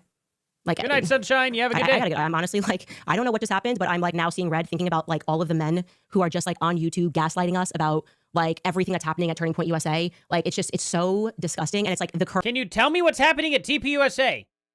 Please, I am begging you, Candace. I don't have to gaslight you. I just want you to make a point. What did they do differently? What have they done to betray Charlie? Can you please iterate that with a point instead of just, oh, they're just doing stuff and it's just the opposite of Charlie. And it's like what? Like what? Courage of people that work there that are coming out. They're telling you this stuff. They're saying these things. And they're just like, well, Turning Point has money. They got money. So I'm going to look the other way and just call things immoral and evil. You're immoral. You're evil. Get out of my face. Anyways, the good, not good, the new. Okay, so because they have money, they betrayed Charlie Kirk. Okay, we got somewhere. We got somewhere maybe. Turning Point USA has money. That's how they betrayed Charlie Kirk. But Charlie Kirk also had that same money, so I don't know. Maybe that's it. Some people think Bibi Netanyahu might be dead. And it is not verified, but there's some weird videos going around. I'll very quickly take you through what happened. Basically, on March 10th, Bibi had a very verified visit. It was very Bibi Netanyahu. I obviously watch a lot of his stuff by nature of the fact that he is the president of the United States. And he visited the National Health Command Center. And I will show you that here. And there's a clip of him, if you guys have, of him with kind of sitting at the health center. I don't know if you guys have that. You can run that. And yeah, so anyways, he was there. Can you guys pull that up? Try to pull it in. Yeah, there he is. Perfect. it's muted here, but you can see like BB just looks worn and torn, and this is the BB I'm used to seeing. And then there was a rumor that at some point later that day or on the 11th, the next day, that he got hit with an Iranian missile. Okay, that's not confirmed, but what then happened next is after that rumor floated, Scott Bessent, the Treasury Secretary. Again, I don't know that happened or not. He could be like, maybe the real video now is him being, you know, kind of burnt up or something. Maybe they put too much makeup on or something. I don't know. Maybe he did. Maybe he's gone. I have no idea. And I really don't care that much about, you know, I mean, I care. It's not, I guess I shouldn't say that. That's not a very nice thing. He's a person. I don't know if he's a good person or not, though. I don't know anything about him. He's a politician in Israel. He's the prime minister. That'd be like me giving a crap about Keir Starmer. Or, is Angela Merkel still with Germany? Who's with Germany? I don't know. You know what I'm saying? Like, I don't know. I don't pay attention to, like, other world leaders very often unless they're a threat. The dumb ones that are kind of like Biden, you know, like Keir Starmer and all them, who looks like he belongs in, he belongs on, Whose Line Is It Anyway? Like, I don't know. I just don't care too much about them. I don't pay attention to them. Secretary of the Treasury was in a meeting and got taken out of the meeting quite abruptly and taken to the Situation Room, which people thought was very strange. Theo, you never left. What are you talking about? You just signed into your other account. V1R. Again, buddy. To show you that because it was very weird. I listened to you on the... The president wants you... Sorry, the president wants you... Oh, okay. Okay, no problem at all. See you shortly, Mr. Secretary. Mr. Secretary, I have to say, it's a first, I'm sure a last as well, that an interviewee's been pulled away to go to the Situation Room. How's the president? Was he stressed? No, the president is in great spirits. The Iranian mission is proceeding well ahead of schedule, and you know, I have to tell you, Wolf, that I have a teenager who's considering military service, and I could give this team my highest compliment from President Trump. Okay, he's full of crap instantly. To the head of the Joint Chiefs, to the Secretary of War. He ain't got no teenager thinking about going into the military service right now. Is that Jeb Bush? Looks like Jeb Bush. I missed that. I would say that I would trust my child. Yes, I do have proof of that. I could see everybody in my live stream, and I was able to literally show proof by tagging you like this the whole time. And the fact that you have VR1, that bot code at the end, just like the other dude. Come on, man. Like, don't play stupid with me or I'm going to ban you. Life in their hands. Very strange 2-hour Situation Room gets pulled in. Again, that's on the 12th. Then on the following day, on the 13th, something very strange happened. DCA, both Ronald Reagan Airport and Dulles Airport, which is in DC, plus Baltimore Airport, which is the nearest, plus Richmond Airport, which would be also just outside of DC. All of them just got shut down. And they said, because there was a strong odor coming from the Potomac. Okay, you're going to lie and say you're not botting. You have multiple bot accounts, V1R. Dude, you still haven't gotten... You could change that name. If you were smart, you would have changed it. But I'm going to go ahead. You're going bye-bye permanently. I'm not going to handle V1R bots coming into my chat and then trying to have them say they're not V1R bots. Go hop onto your other account and bring them on here. River. What?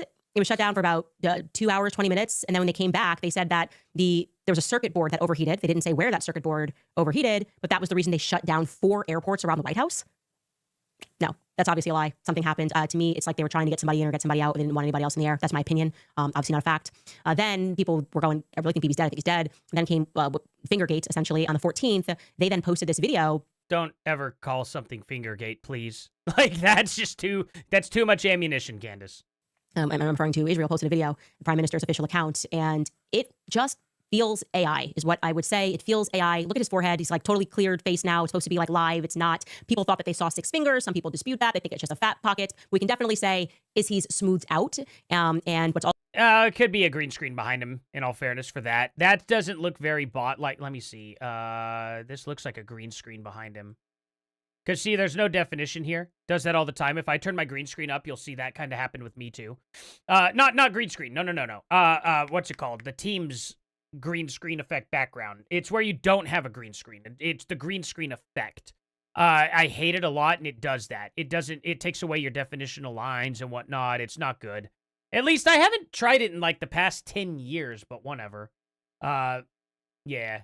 thought that they saw 6 fingers. Some people dispute that. They think it's just a fat pocket. We can definitely say, is he's smoothed out?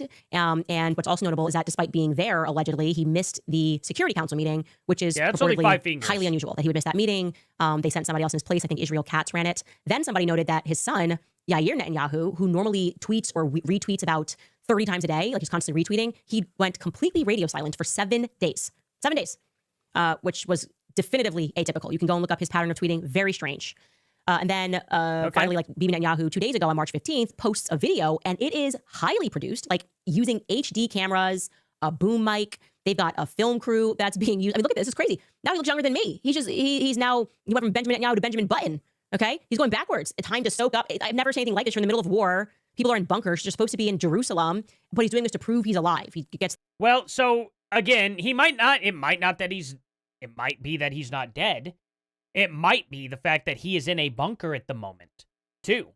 There are active missiles coming out. They don't want anything to happen to Bibi. That's a good possibility. Really, he should just be honest and be like, hey, I'm in... Well, maybe that would be a bad idea. If everybody doesn't have a bunker in Israel, which everybody in Israel probably... If you're going to move to Israel, you're going to live in Israel, if you're going to... Actually, the government should even do this. There should be mandated bunkers for people to be going to, right? And I think there are. So... Maybe it's difficult for people to live normal lives, though, being in their bunkers. I don't know. But at the end of the day, you know, he could just be in a bunker. I don't know that he's gone. Might not be a good idea to record yourself in the bunker either. And people might think it's cowardly. So there is that.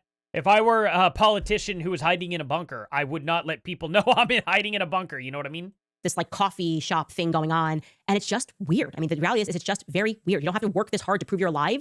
And then they drop this video, which you're seeing, it's in Hebrew, and he's like making a joke about having... Oh, yeah. That is absolutely 1,000,000% AI. Look at that. Like, he didn't spill a drop out of that. Like, it just is. Like, there's no arguing with this. Look at that. Video, which you're seeing, it's in Hebrew, and he's like making a joke about having 5 fingers. Like, it's so bulging the whole time.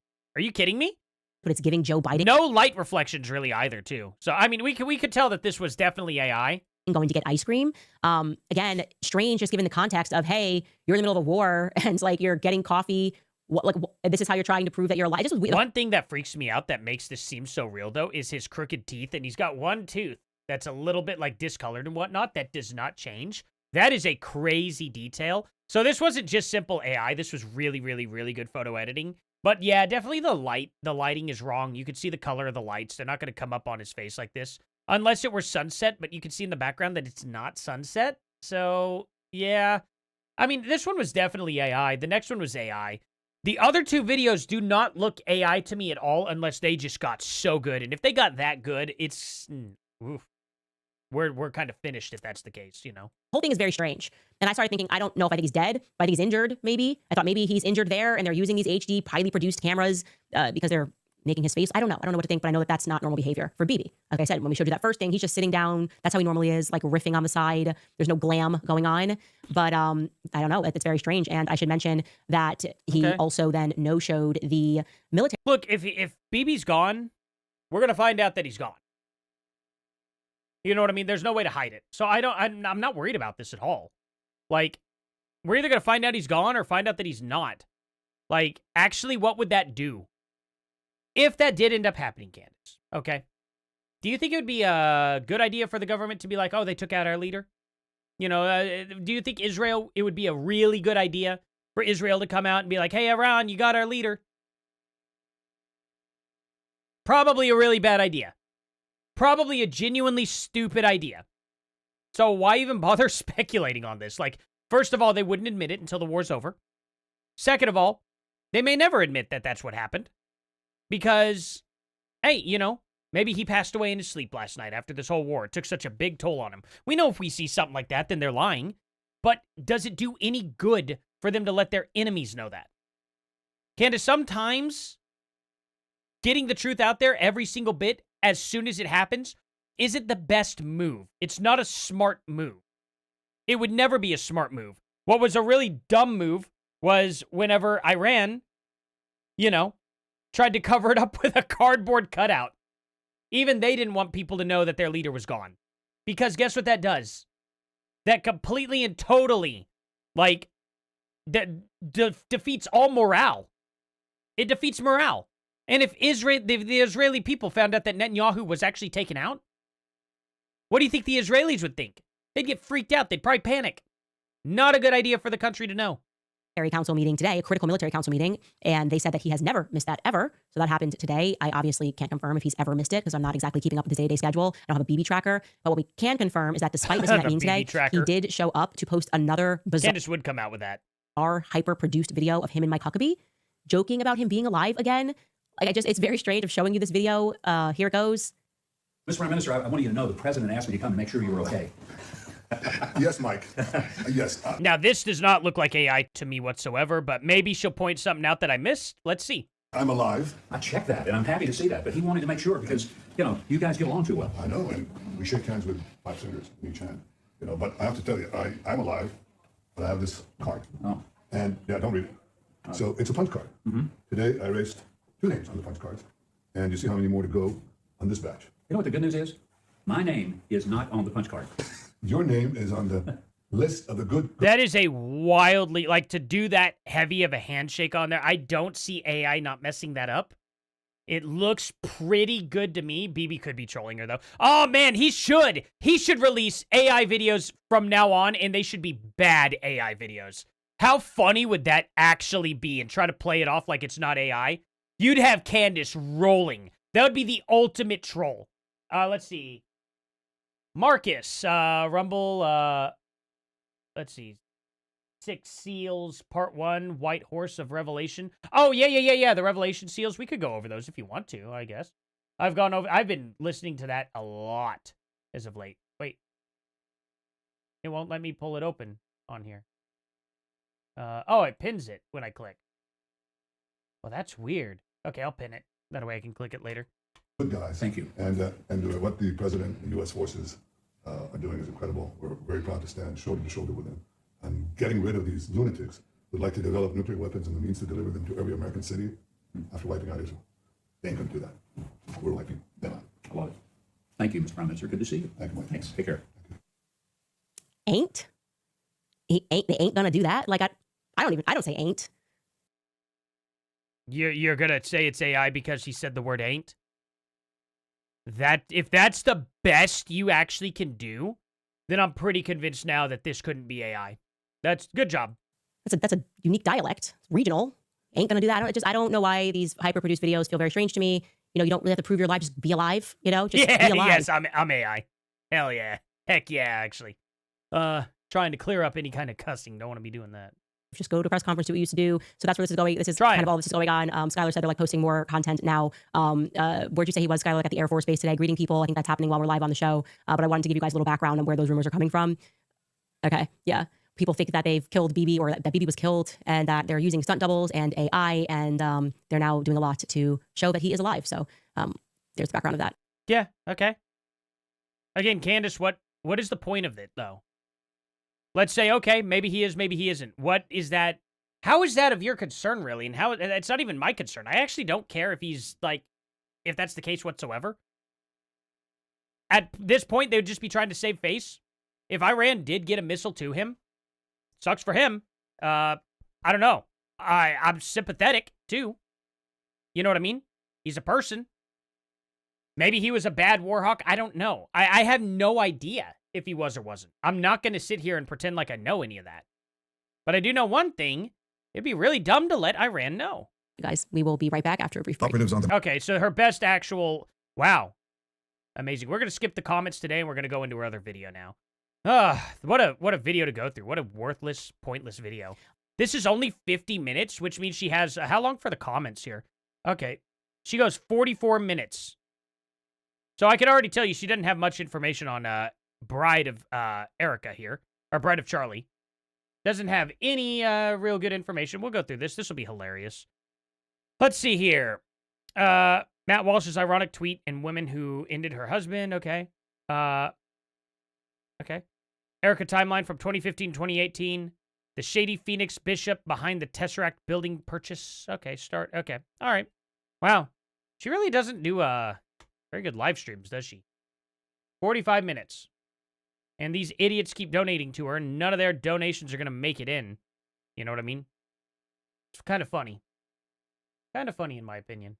What a disrespectful way to treat your super chatters, in my opinion. All right, you guys, happy Wednesday to everyone except Andrew Colvett.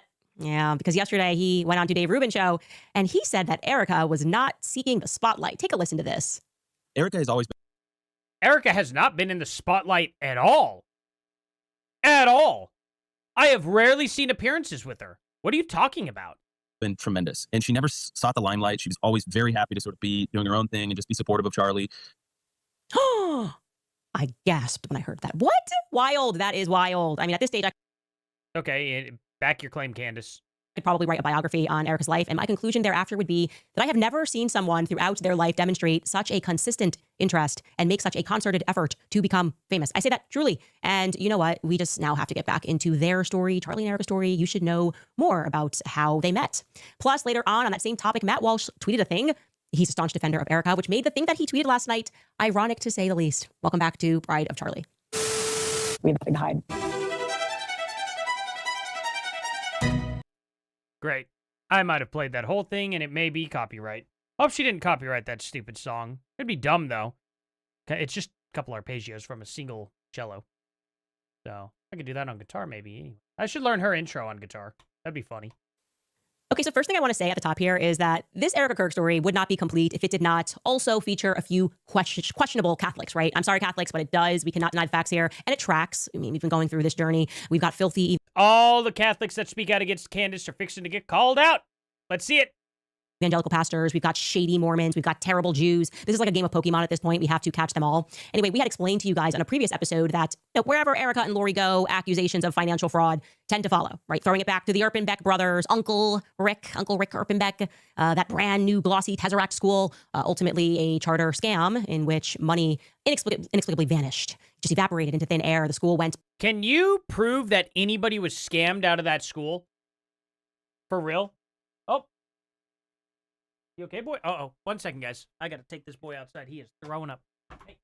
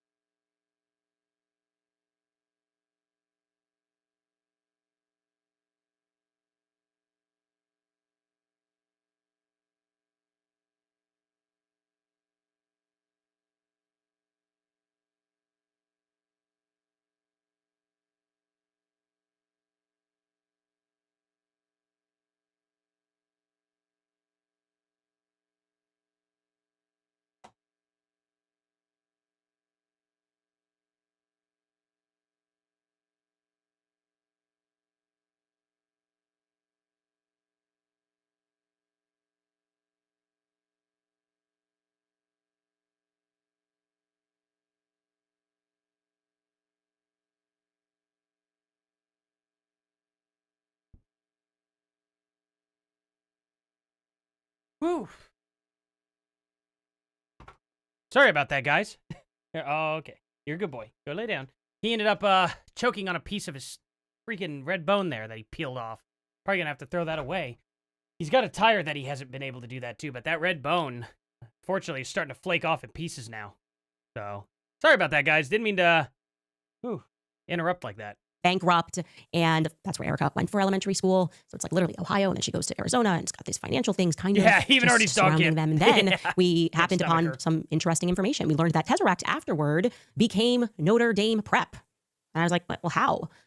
Well, it turns out, and I was asking, like, how did Catholics get involved with that? Tesseract school is definitely a very Jewish school in general. Well, it makes sense because I guess in this story, because Erica can be at various times Catholic, evangelical, or Jewish. It just depends on the audience that she's trying to get a check from. But I don't think she's ever once claimed that she was specifically evangelical or Jewish. But isn't she Catholic through and through? I thought she always was. Maybe I'm wrong. What is she? Yeah, she's a Catholic, a devout Catholic. Yeah. Yeah, okay. She's a Catholic. Yeah. Charlie Kirk was evangelist, but evangelical, but evangelist. The same thing, right? That is the same thing, isn't it? Oh well. But anyway, yeah, she's a Catholic. She's never, ever, ever said otherwise. There, we have seen there is a current Catholicism that is floating in this story. Obviously, as I told you, the church that Charlie was attending, the priest that she takes with her everywhere, despite denying that she's Catholic or whatever, she took him with her to Utah when Charlie died. Well, the story goes regarding Tesseract that after they filed for bankruptcy in 2001, they put their old campus up for sale, and it was purchased by the Diocese of Phoenix when they then turned it into Notre Dame Prep, where Erica then enrolls for high school. Now, this decision and the process was overseen by Bishop Thomas J. O'Brien. I was like, oh, this is interesting. I want to learn more about this. And I should note that he was very significant in building up the Catholic community in Phoenix. I mean, under his leadership, which began in 1982, 15 additional parishes were founded, including the one that Erica is very close to today. But, not close enough to publicly acknowledge in front of the evangelical donors. Charlie was evangelical. Doesn't matter if he was going to mass every day. Go after Candace for telling the truth because donors, okay? It's funny because here's the thing. Just because Charlie Kirk is evangelical doesn't mean he just wouldn't join his wife if she wanted to go to a Catholic mass. Oh, he's going to Catholic mass. He wasn't really a Catholic or anything, or, all that garbage, you know what I mean? Of course he was constantly around Catholicism. His wife was a Catholic. I don't see how he couldn't be around it all the time. But that's not what he chose to go towards. Up to the very day that he passed away, at that place, he said, before he was ended, that he was a devout evangelical. He said that. It's unbelievable. Erica converted. Did she convert? I mean, she may have, but even so, Erica's mom's Catholic. I'm sure he would have went to mass with Erica's mom at least. You know what I mean? Either or, he's going to be around Catholicism. It's not a shocker that he was around Catholicism as often as he is, seeing that at least Erica's family members, you know what I mean? It is what it is, Hey, Anna, I don't like Candace, but I like you, Artie, so here's a little love. Hi, everyone. Thank you so much. That's very, very nice of you. Seriously, thank you. Man, you guys are awesome. Thank you guys so much. Race and do a battle bun Monday. Battle bun Monday. I'm not putting my hair in a bun. No, thank you. I never got the man bun thing. It's just not my thing at all. It looks goofy on me. Very much looks goofy on me. Anyway, he was the bishop until 2003 when he received the distinct honor of becoming the very first Catholic bishop in America to ever be charged with a felony. I was just like, how could this be possible? I'm just doing a little bit of research. How is everybody just going to be involved in scandals? You're wondering what he did. He killed somebody. Accidentally, he says. He was arrested for a hit and run in 2003 that killed Jim Lee Reed, but by hit and run... Yeah, he shouldn't have ran. That's not good. What a moron. I hope he got what he deserved. Probably didn't, because somehow, people get out of it all of the time. All of the time. The guy who did a hit on me and also tried to run ended up only serving 12 hours in jail for it. That was it. Cost $50,000 worth of damage. Cost me $2,000 out of pocket to pay for my insurance deductibles. One for my medical, one for my car. And then, unfortunately, the car that I had paid $15,000 towards, owed $5,000 left on it, got destroyed. Totally destroyed. Freaking awful. He was an illegal immigrant. He served 12 hours. Still don't know where he is to this day. I mean that he did not bother stopping or calling the police. He went home, had some dinner, had a sleep, went to his sister's house the following day. The police were able to capture him because of the very obvious damage that was done to his car, which included a cracked windshield. And when he was discovered, he said that, I didn't report the accident because I thought I hit a cat or a dog. For clarity, the person that he hit was 240 pounds and over 6 feet. So big cat or a big dog. Remarkably, Thomas O'Brien only got 4 years of probation for this. The Vatican, of course, then accepted his resignation. He staffs, though, the school that Erica then attends. And that, by the way, is not going to spell the end of his legal trouble because then in 2002, this is Maricopa County, you guys. Kiddos running around again. I'm going to just assume everything that happened in Maricopa County is problematic at this point. But in 2002, prosecutors initiated a grand jury investigation into charges of sexual abuse by Catholic priests that were staffed by O'Brien. He became a target of the investigation for allegedly covering up the allegations of the priests who he had staffed. It's sounding a bit reminiscent of when we talked about Calvary Chapel and how they were kind of intentionally going around. Yeah, it's almost weird. The Catholics don't have any controversies. It's just so weird. So weird, Candace. Catholics have, in the history of Catholicism, they've never had controversies. You know, you only need look no further than Martin Luther, but okay. And finding these pastors and rehabilitating them and moving them around who had connections to sex abuse, right? Well, he doesn't want to go to prison again. He didn't go the first time, but like he's worried. And in exchange for immunity, he just comes clean. He admits that several times during his 22-year tenure, he had placed children in harm's way by transferring priests who had been accused of abuse to his parishes, and that he did not inform the parishioners of doing that or his new superiors. So again, I will ask the question, what goes on in Maricopa County? It's obviously not anything good. Why does it seem to me that there... Can you at all link this to Erica, though? Like, I don't care that there's a corrupt bishop. At all. Wait, yeah, oh, wait, why are we going 1.5? My bad. My bad. I was so used to it from the other video. I didn't realize it would go into the next video. I'm sorry about that. Yeah, let's turn it down. Yeah. Sorry about that, guys. We have a ways to go, and we can chill on this one. Man, she's taking a dump right here on stage. Anyway, all that aside, how does this link to Erica Kirk? That's what I want to know. Happens to be so much... Oh, she does look like she's like got a hijab, like she's pulled it back. Oh, man, you could literally, like, somebody could edit her right into a hijab perfectly on this. Corruption, it's just like an established colony of corruption. It is, I believe, factually the most corrupt county, and I'm talking about in politics in America. Who is driving that corruption? We get closer throughout this series. Anyway, I don't know, but I know a certain governor that didn't win due to corruption. You know, Carrie Lake. Who's the dummy that's in Katie Hobbs? That's it. Katie Hobbs definitely was involved in insane amounts of corruption. We saw that on camera. We saw them blocking the windows at Maricopa County. I wanted to just pop that in and tell you that because it's just remarkable that the most basic fact checks, you're in Arizona, you land upon these things nonstop. Now we're going to jump right back into our Erica timeline because, boy, do I have something to share with you regarding 2018. Let's jump in where we left off. So in 2015, Erica is 27 years old. Okay. It is entirely... What a mystery that was to solve. Unclear what she is doing for work. And it's important to stress, she's 27 years old. This is not 18, 19, just got out of the house, don't know what I'm doing. I'm just wondering, how is she affording to live? Okay. She's wearing full Snape garb right now. I am not copying her, but man, she does have a little bit of that Ronald Rizzler, just kind of going on with her here. You can see her cloak. I mean, that's pretty crazy. She's still dating JT Massey during this time. We also have that on July 11th, Lori Franzfey and Tyler Boyer and Erica are going to be behind Donald Trump for his presidential campaign rally. Now, you'll recall, this is when the story gets pretty fuzzy. Erica thinks that she met Tyler at that rally, but Tyler tells the story that she called him up. Because calling somebody's meeting. Have y'all ever, met somebody before for the first time and were like, when did you meet? And you were like, oh, I called him. It's the dummy. Before that rally and offered to help, so the details get murky. She can't remember how she met him, kind of thinking it was years earlier when her mother was doing deals. Zero proof. With the Farnsworth family for EMPs and getting money again from the government for fear-mongering. There's going to be these EMP attacks. That's not what she said at all. It is cybersecurity. And not to mention, it's not just EMP. Remember, Erica gave 5. You showed the video of 5 reasons why her mother's company would be good for the power grid. 5 reasons. Not 1. EMP was one of them.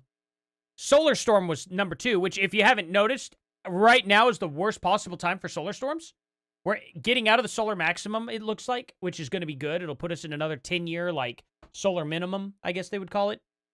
But guess what happens in another 10 to 15 years, Candace? We're back in another solar maximum, and it starts throwing all sorts of radiation at a power grid that it can't handle. You know what I mean? It's one of the biggest things about it. We need to develop shielding. We need to develop cybersecurity and stuff from hackers. You know what I mean? people can hack into the power grid as well and shut down cities.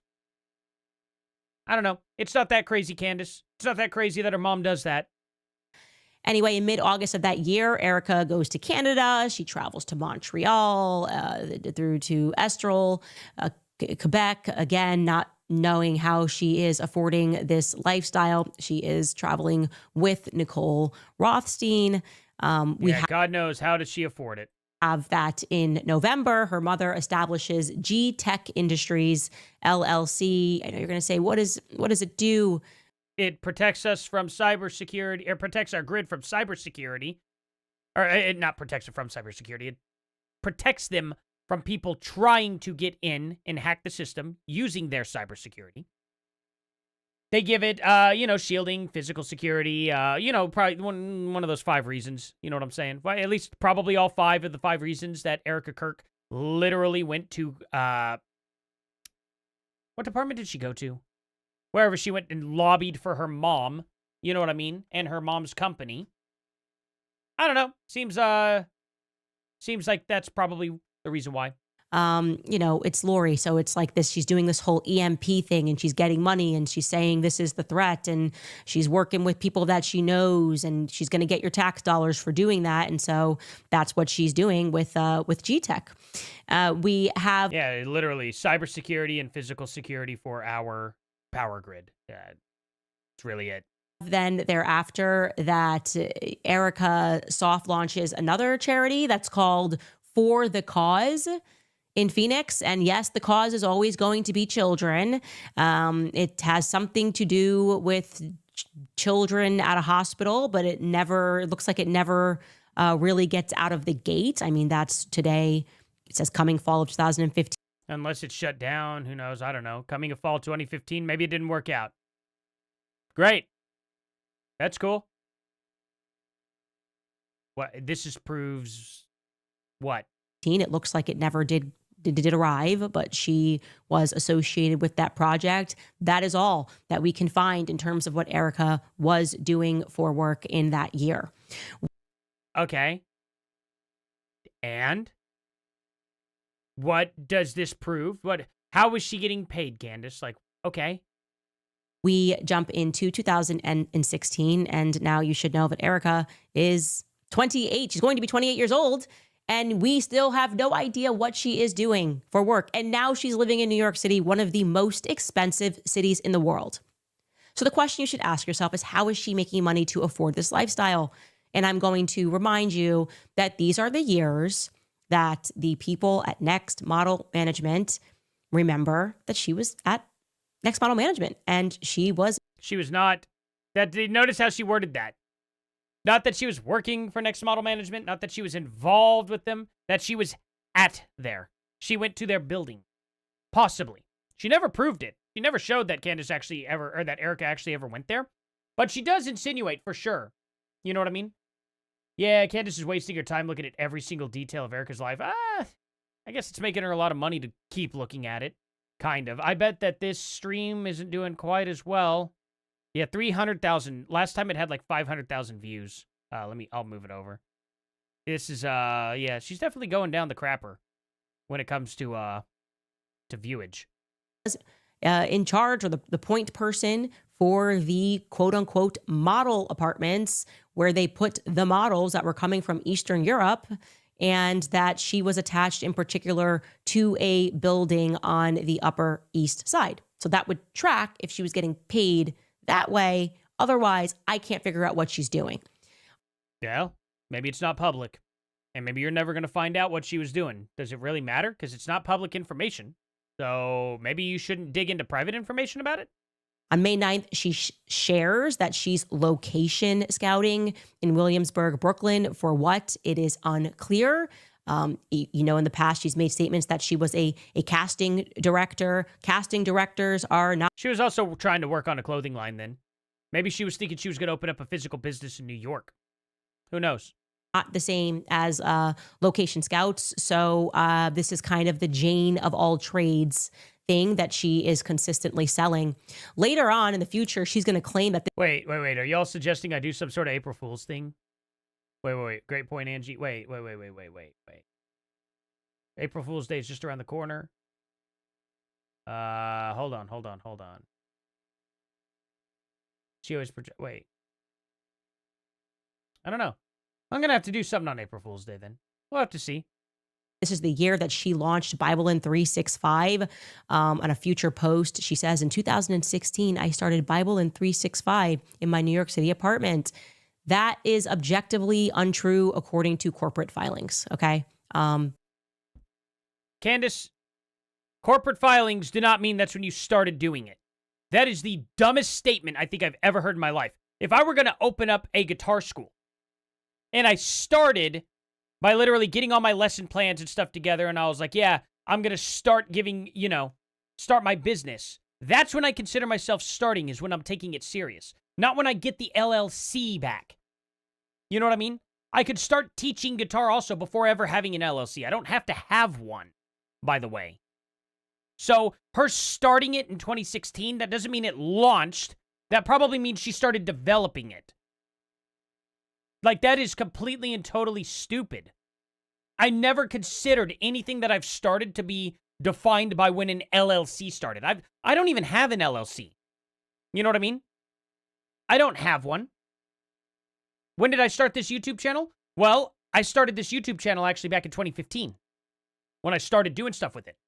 Where are those videos at? I deleted a lot of them because they were video game related. They weren't politics. It wasn't any of this. So would I say that I started my channel in late 2017 when I started doing actual, like, full-fledged politics? No. I still say I started the channel in 2015. Even though that didn't take off the way I wanted it to in 2015. But I have been doing this since 2015. That just did not happen, but she alleges that in a future post. This is also a year that her mother is just going to receive an honorary degree conferred upon her at a university I've never heard of, AATC University graduation program. That is Lori, not Erica. To be clear, the picture is a little blurry, but it's pretty clear to see she's older. But okay, and they just get things. They just get things handed out. And it's AATC, to be clear, stands for Advancing Achievers Technology and Cybersecurity University. Oh, wow. Another clue that she does cybersecurity, Candace. I hope you're getting a little closer to those breadcrumbs of finding out exactly what Erica's mom does, because I've been screaming at you for 2 months now that it's cybersecurity. Today. In August, Lori will then go to Utah and attend an expo, Utah of all places, for G-Tech industry. So she's kind of looking for people to buy into what looks to me to be a scam. Okay. Protect yourself. Okay. It appears to be a scam. What does it do then, Candace? Tell us what it does. From an EMP attack. It's this constant fear-mongering that she's going to do. I've said my feelings about. Yeah, it's just an EMP attack now. It has nothing to do with physical security. It has nothing to do with, preventing hackers. It has absolutely nothing to do with solar EMPs. You know what I mean? Like, it's none of the 5 reasons Erica Kirk told us that you showed on your channel but have forgotten about. If you were to remember that, gears would start clicking for you a little bit. But, you've forgotten that you showed that whole 5 reasons why you should buy from Erica Kirk's mom. But yeah, no, just completely forget about it. Lori Fran's face, so I will leave that alone. But that's what she is doing.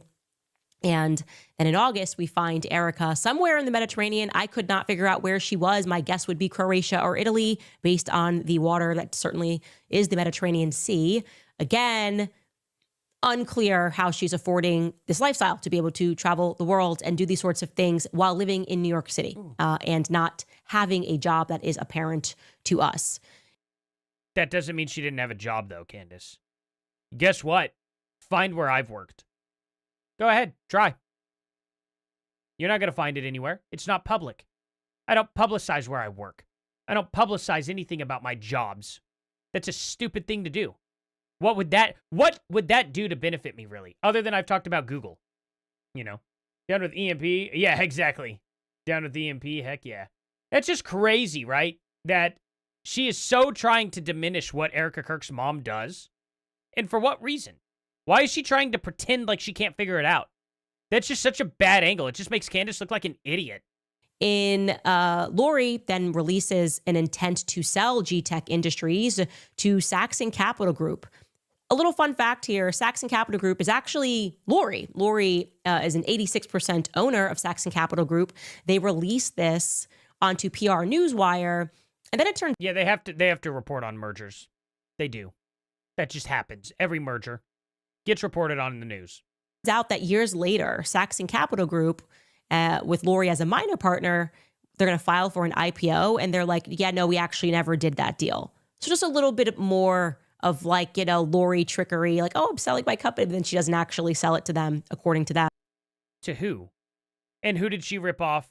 And what did this do, Candace? Explain to me exactly what was the problem with this. In 2017, Erica is going to get busy, but once again, we're not going to really understand what she's actually doing, okay? She's doing everything and nothing at the same time, always reminding you. No, cybersecurity for our power grid, but okay. 29-year-old woman. She's about to be 30.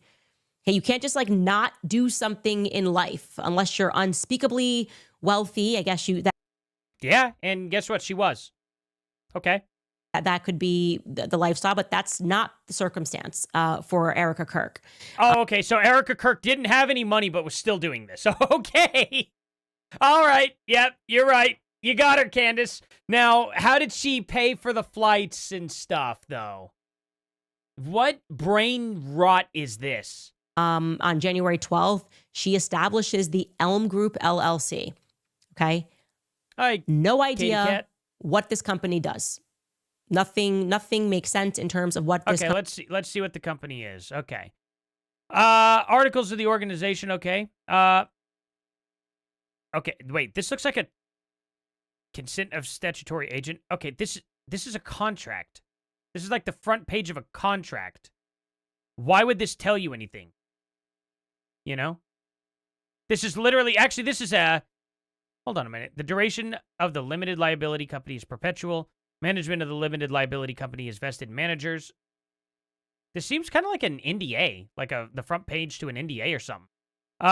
Section 29 through 632, undersigned states as follows. Oh, okay. So there's like literally probably like 600 pages to this one document that she's showing. Section 29-632.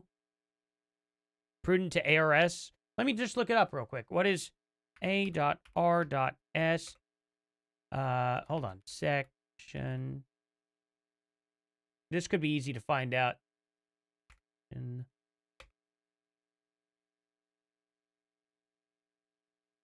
Let's just see what comes up. It's an Arizona revised statute, pertains to the Articles of Organization for Limited Liability Companies under the older Arizona Limited Liability Company Act. It dictates and requires information such as the company name, duration, management, structure, and statutory agent necessary to form an LLC. Okay. This is just literally the contract that allows them to accept that this is an LLC. This is like the front page. This is just the front page of it. Okay. Is she going to show more? Company does. I could not figure out what this company does. If you know, please let me know. Maybe you've worked with the Elm Group. I'm going to go with Erica's kind of doing what her mom does and just creating a lot of LLCs. There's no description that is offered on those documents. On February 1st. Okay, well, maybe show the rest of the pages on it and we might find out. I don't know. First, as you guys may have seen, she then appears in this documentary that's called Black Start by... You know what I bet the Elm Group LLC is, established by Erica Kirk? I bet that was like going to be her realtor company, if I had to guess. What was the Elm Group LLC by...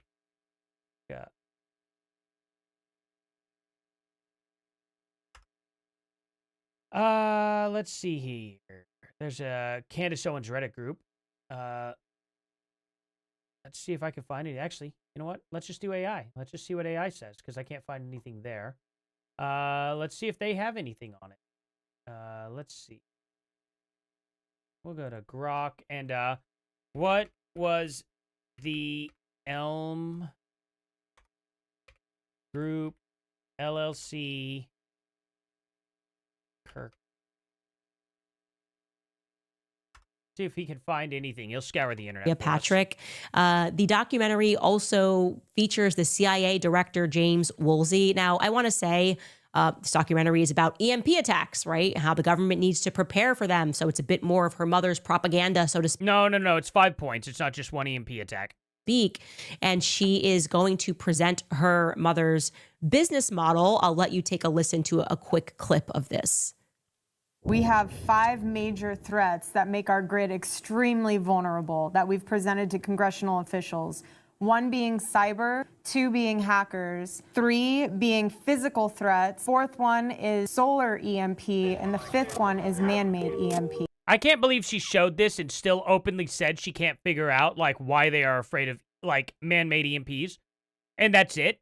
She didn't list any. So she actually shows the video here and then just glosses over the other 4 things that Erica Kirk points out. Crazy. Wow, Candace really is just sabotaging herself. So the concern that we have is that we put out this critical information, and when we go over this risk analysis, they hear what we're saying, but they don't want to take action. When she says we, I don't know who she's speaking about. I don't know why she has the background to be featured in this documentary. You know, there were a lot of people online that were kind of trying to minimize this and be like, oh, well, it's not, the CIA is not involved in this. It's just the director is featured in the documentary. You can't just like ring up the CIA and ask them to be in your documentary. I want you to know that's not a thing. So think through the common sense there. If I want to do a documentary on EMPs and I'm just a random girl that is like in pageant world. Yeah, she's obviously, if I had to guess, she was going to work for her mother. And she's clearly going out and trying to sell what her mother is selling. What her mother is making. Obviously, there's a reason for that. Well, that's pretty much all she's accomplished at this point in her life, right? How am I getting the CIA involved in that? Like, there's obviously a connection there, and it just annoys me when people are constantly trying to offend us. We're just so stupid that, no, nothing to see here ever. Never said that there was nothing to see here. It's just obvious what it is. They lobbied the government to sell her mom's services. Just like everybody else. You know, my buddy does that. He does the same thing. He offers services and has cleaned, actually is currently cleaning, different parts of a government, I guess you could say. You know what I mean? Whatever you want to call it. It's very simple. He offers services of a certain point, of a certain thing, and gives it to them. Just like, you know, private entities. Schools. They'll offer services in hospitals. Well, actually, no, not hospitals. But, no, not that. But offer services. Car dealerships. Maybe they'll get all sorts of different types of factories and stuff like that. I mean, it's really not... There's a lot of people who can use those services that he offers. So he lobbies to them, quote unquote, aka selling to them, you know. Hey, how about you use our services? You know, hey, we know you, you know us. Why don't you give us a try? Okay, that's what Erica Kirk's doing, for the most part, I guess. Doing a documentary on it, and then documentary's a great hit. Guess what? Her mom offers the services to protect them from that. It's clear that they picked her up. That's just, the CIA director just normally does that. He's got to hit him up, call a 1-800 number, and he'll be featured in your random documentary too. And again, what qualifies her for that, nobody knows. On July 24th, her mother then opens that mysterious LLC, Desert Spirit Tech LLC. That is the one that should not especially be ignored. Opening up tech in the middle of the, and I hope I'm saying this right, the Tohono O'odham Reservation, Indian Reservation. Nothing good happens on Indian reservations that Americans. Candace, my family, like, my in-laws own a lot of reservation land. Nothing good goes on there? Really? Quite an insult. You can't trust us Native Americans at all. I guess we're just garbage people. Thank you, Candace. That's all right. Well, good stance. Get involved in, okay? It's basically, you can do whatever you want. No rules apply. Holy crap, no, you can. It is way more strict out there. The good thing about it is there's no property taxes. But they are unbelievably strict. Have you ever ran into the Indian Bureau of Investigations? Really? Like, you are insane if you think that things are a lot more lean out there. It is way more strict out there on reservation land. You have no clue. You go to a reservation, Candace. Go there and film it. Tell me it's not more strict. That's an insane take. Trafficked, there's drugs trafficking. In fact, when she gets involved, I think they had just shut down. It passes to Mexico. They had the San Miguel Gate on the Tohono Reservation, which passed through to Mexico, and there's nothing the feds can do. Like, what is Lori doing with a Native American reservation? Can anybody? Not just personal knowledge. We're out on that. We're out on reservation land a lot. The IBI is not to be messed with whatsoever. Like, that's crazy. They are so much more strict. Guess what? Medical MJ is legal in Oklahoma. You know where it's not legal, Candace? Native American reservations. They don't tolerate it. They don't bring it there. They do not allow you to have it. It is very much not allowed. Period. She has absolutely no clue what she's talking about. They are so much more strict than your average, normal American piece of land. I can tell you that. Tell me what tech she's doing, that she's involving herself there. Is she involved with casinos? Is Desert Spirit Tech casino stuff? I don't know. The fact that she has all of these LLCs and we don't know what she is, I would like to continue to stress, is exceedingly problematic, especially given her relationships with the government. Okay? I don't like this. I don't like what goes on in Arizona, down by the border, and the people that Lori Franzfei involves herself with. This year, Erica is dating Cabot Phillips, by the way. I told you she has a boyfriend every single year. Cabot Phillips is her boyfriend. Yeah, she dated around. Okay, cool. People do that. This time, they're painting together. Cute. Very cute. Yeah, anyway. Both of them actually did decent jobs. Erica's was way more detailed, but yeah. I couldn't paint like that. And per her LinkedIn, she begins attending Liberty University for her master's degree. So you can see that there. Again, she's going to say she attends for 2 years. Obviously, it's online, her attendance. And she is randomly pictured at a celebrity dentist this year as well, Dr. V. And Dr. V says she's gorgeous and that she's going to be in the Ocean's 8 movie. That she got cast in there. Erica was not in the Ocean's 8 movie, as far as I could see. She probably got a call back. Maybe she didn't get picked for the final scene. I don't know. They were probably celebrating because she got a call back. Okay. And your point? She was not in the credits, but that is what this post says, and that is that. Just sharing that with you. Again, we reflect. Just really wanted to rub some dirt in the wound that one of her dreams didn't come true. Okay. Yeah, Candace is definitely not petty. On that year, and we have no idea what the heck Erica Kirk does for a living. Okay? What is she doing for a living? Who's paying her? How is she getting? Who cares? I don't give a crap what she did for a living back then. I've never been interested. I don't care what you did either. You haven't seen me dig up your past. You haven't seen me try to find out where you were working or what you were doing. Like, why would I care about that? Paid. What is she doing? The only clue that we have is that she's involved with Next Model Management. Prove that. Perhaps managing apartments. Prove any of that. For Eastern European models. And I'm not entirely sure what qualifies her to do that even. Again, we went out and did not get an answer for that. 2018, we have got to talk about. All right, here we go. I actually had to calm down after learning this because it's...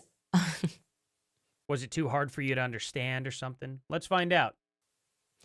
Okay, I'm going to calm down again.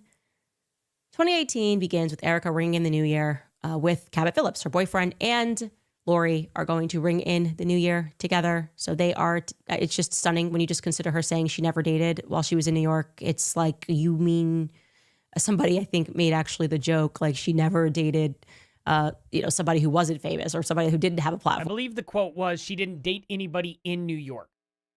I believe that's what she said. She didn't date anybody in New York. But we'll have to go back and look. Or like she wasn't dating no bodies, you know what I mean? Which I thought was hilarious.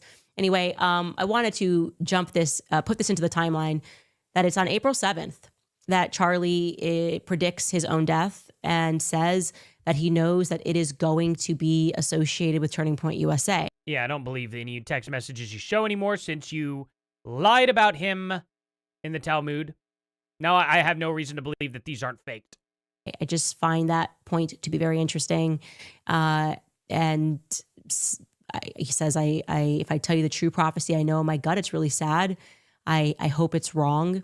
He goes on to say, I'm not sure I will live to see the end of this revolution. I believe you were the peace that God meant for me to meet. That will finish the fight. Since the beginning of TPUSA, I knew in my gut that I might get. This is creepy. This is just creepy, Candace. At this point, like I said, I have no doubt that she absolutely fakes these text messages. Like, I got all the proof I needed whenever she absolutely proven that she lied about Charlie's point on the Talmud. We got to see that video live. That was crazy. We got to see that. I have the short on my channel, and I've got the full video on my channel about it. Oh, Anna, thank you so much. Erica was a model. It's probably how she was able to do all that traveling that Candace seems to hate. Yeah, she was definitely a model. Can't prove that she was at Next Model Agency, and even if she did go there, we have no idea what she did. You know, we have no proof that she was there. Hey, buddy, what do you do? What do you do? What? We can't be on the desk. That is my phone. That's my phone. You can't be up there like that. What do you want? What? Ah! That's great. Can you just vomit with that tongue? Oh, right there, right on the cheek. Wiped out at any time. I cannot explain it, but I dream about it all the time. Thank you so much there, Anna, by the way. Thank you. All the time. Oh, anyway, that's depressing combo for another time. And then he says, I'm not really afraid of it, but I'm just telling you what I know to be true. There's something sobering to me when I look at that on the timeline and realize that he messages. Man, imagine typing that to yourself. That's creepy. Is that to me on April 7th, 2018. And then so much happens. I told you, I had said to you that there was something about Kanye's tweet that sort of ripped a hole in reality. And I felt like agents were suddenly sent to us. That was me just explaining to you how I felt things changed. A lot of fake people started surrounding us and it felt like And then he fired you and then you claimed you quit. Sure. They were trying to artificially pull us apart. It is then just a couple of weeks later after predicting his death that Kanye tweets, I love the way Candace Owens thinks, which, like I said, you had to be there. Oh, was the quote that she didn't get into the New York dating scene? Gotcha. Love the way Candace Owens thinks. Oh, yeah. This was 6 months after she met Kanye. That's hilarious, right? So is it September? It was September 17th, 2017 that she met Kanye West. And then it's, I love the way the Candace Owens thinks 6 months later. We're just kind of rapping, and I kept telling him that he was going to, Kanye was going to come over. I'm telling you, I think he's conservative. And then... yeah, why did you think that? Why did you think he was conservative? Oh, yeah, because you talked to him 6 months ago. Learn from Erica that her and her mother go to Israel on pilgrimage or in Jerusalem, and they see Charlie at the airport. Like, that was just a natural thing. And her mother says, well, you should go up to him and you should say... But Candace, you were there too, right? So you could verify that they met for the first time then, right? Say something, and then Erica ultimately decides not to. And, you know, I always thought that story was interesting because I was... Hey, Diana, thank you for that super sticker thumbs up there. Thank you so much. Genuinely love having you guys here. Y'all are awesome. With Charlie at the airport. And I don't remember her mentioning. Oh, yeah. This is exactly what she does at night. Yeah, that's exactly what she's doing. She's just typing up fake texts all night long. That she saw Charlie just, by himself at the airport? Anyway, yeah, that timeline is interesting to me. On August 10th, Erica is then, well, just saw him in May, but then she's going to see him again at Turning Point USA's office opening. She gets invited by Tyler, who she doesn't know how she knows, but he introduces her very quickly to Charlie. I am there. I am there for the grand opening. She stole Kanye's meds. I think I remember quickly meeting her That's a good one. at some point. I like that. And we don't really know why she's there because, remember, she's living in New York. I guess, you know, her family's there. You go back home, but don't you have a job? What is your job? What do you do for a living? Oh, Candace, what did you do for a living before social autopsy? And this is around the same time that Erica is communicating that she's doing deals, real estate deals with her family to various people. Then comes September, where once again it is arranged by Tyler Boyer for Erica to meet Charlie, this time one-on-one for a job. And in retrospect, this really bothers me because that's not how job interviews happened at Turning Point USA. You were not taken to meet the CEO of the company at a restaurant in New York. That's just not how job interviews work at all, actually. Like, why would you do that? Like, okay. And they sit down and Erica says everything perfect and amazing and exactly the things that Charlie wants to hear. And there begins their relationship, you could say, right in September when they meet at that restaurant. Then comes October 24th, and Erica somehow becomes a licensed real estate agent in New York and is immediately employed by Corcoran Real Estate Group. And we went back and people have reached out to us. Erica, it looks like, did a total of 3 possible rentals under somebody else. Like she wasn't even the main realtor. Okay, so that tells me she was being trained to become a realtor. And? I don't understand that. I don't understand. Candace Owens admitting she's never had a job a day in her life. This is what Candace Owens thinks having a job is. You get your certification, and then you just go do job. That's it. That's Candace's best understanding of how jobs work. Has no clue how to literally be trained by somebody. That's insane. Candace Owens genuinely has absolutely no idea how a job works and how you get trained at a job. That's a crazy admission. She's never had a job. And how she's working for Corcoran Real Estate and doing real estate deals. And she does this on October 24th. But I want to point to October 30th. I told you that suddenly people were trying to pull me and Kanye and Charlie apart. You just felt it, okay? And out of nowhere, Kanye, who did actually help me design the Blexit logo in Chicago, he was getting an insane amount of pressure and told that he could not get involved in politics. He was putting on the MAGA hat. Things were going crazy. I think Kim was threatening divorce at some point, if I recall correctly. And Kanye cracks and he tweets a series of tweets. He writes, I introduced Candace to the person who made the logo and they didn't want their name on it, so she used mine. I never wanted any association with Blexit. I have nothing to do with it. He then follows that up by saying, my eyes are now wide open and now realize that I have been used to spread messages that I don't believe in. I am distancing myself from politics and completely focusing on being creative. Yeah, sounds to me like having Candace in your life kind of somehow ends up ruining your life. Weird how that happens. Too many people talked about that. And let me tell you, this was one of the hardest things for me to go through. I mean, I love. Oh, no wonder you're having a mental breakdown. Yay, love him now. But like, it was just, it was untrue. And it allowed people to then, I mean, every single article, Candace lied, and I actually have a photo of me and Kanye in the. Oh, sounds like Kanye is a crappy person then, but you won't stop sucking up to him? Okay. Interesting. Kanye's a liar. I just got to call him out now, but I love Kanye. I love him. Trump Hotel in Chicago, and I didn't know what was happening. And I, at the time called a friend and they were like, you don't know what he's going through and what sort of pressure he's going through. And Charlie and me were just devastated. We were devastated. And guess who he hung out with during that whole time? Nick Fuentes. Oh, it's crazy, isn't it? Nick Fuentes and all of them.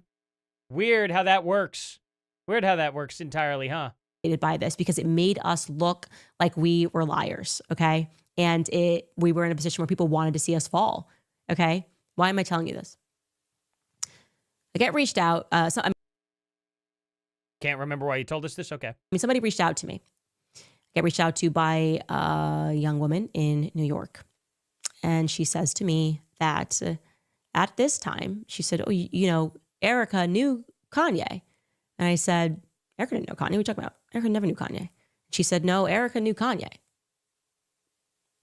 And I said, nope, she wasn't even in the picture in April when Charlie and I were doing all the Kanye stuff. She's never been with him. There's no pictures, whatever. What are you referring to?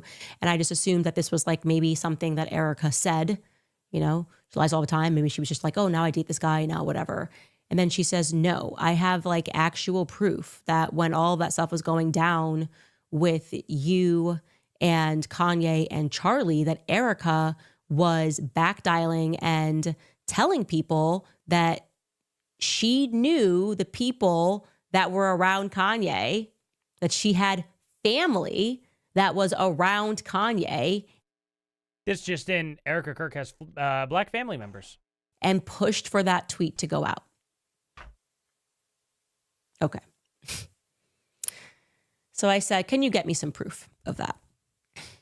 And this young woman in New York got me the proof of that. Proof that, at the very least, Erica was making that claim.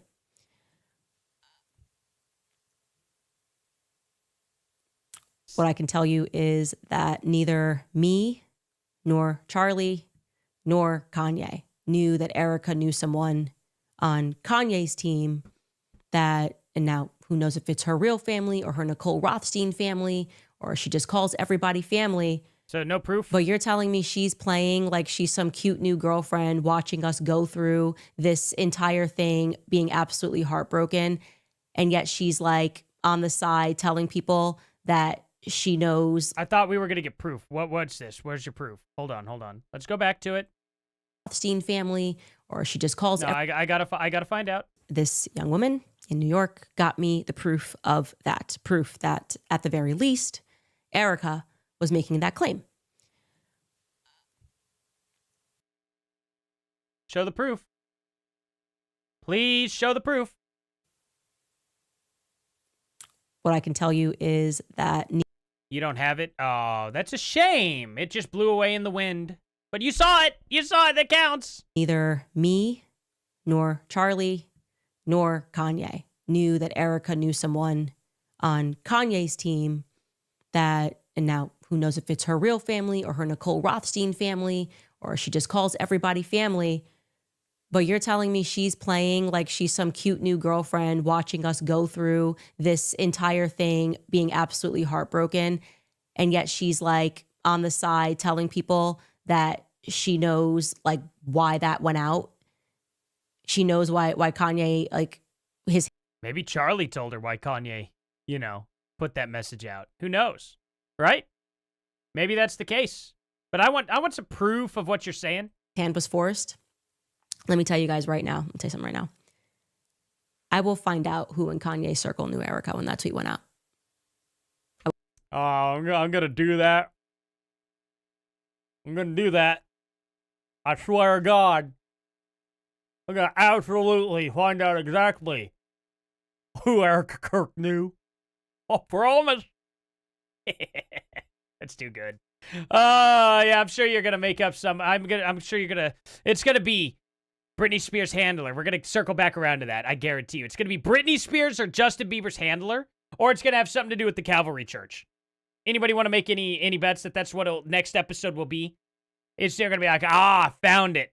And she's still not going to show at all. Any way, shape, or form. Like, any type of proof to tie her in with it. But she'll make the claim. We'll find out. I will call Ye and I will find out. I will figure out. Okay, somebody probably should clip the whole thing going on there. I think that would be funny. Maybe I should clip it. I'll have to do something like that later. How duplicitous this woman is, that she is playing the role of, oh my gosh, I'm so sorry that this is happening to you, while telling people that she's playing, she knows. Well, I'm glad you guys like that. The other side of it, people that are pressuring Ye to do this. Okay.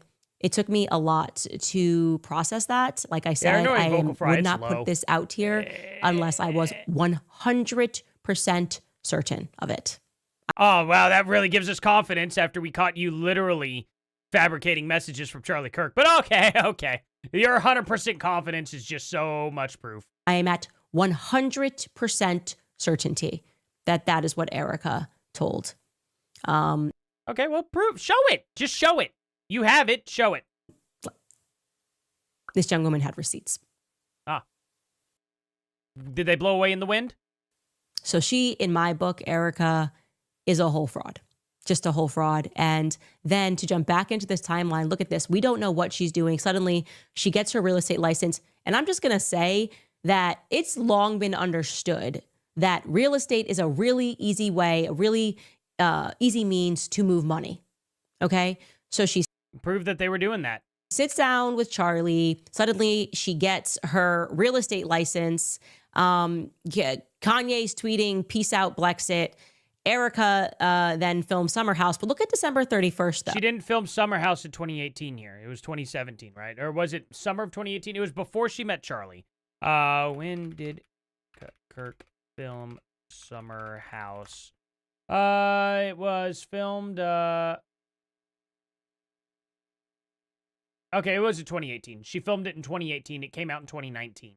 But it was before she met Charlie Kirk. She filmed it in June of 2018 and got with Charlie Kirk in, was it September or October of 2018?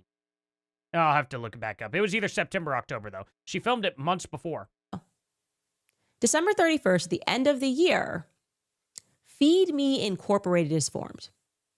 Feed Me Incorporated will eventually become Superfeed Technologies. Superfeed Technologies is the company that both Erica's mother and Tyler Boyer are on the board of.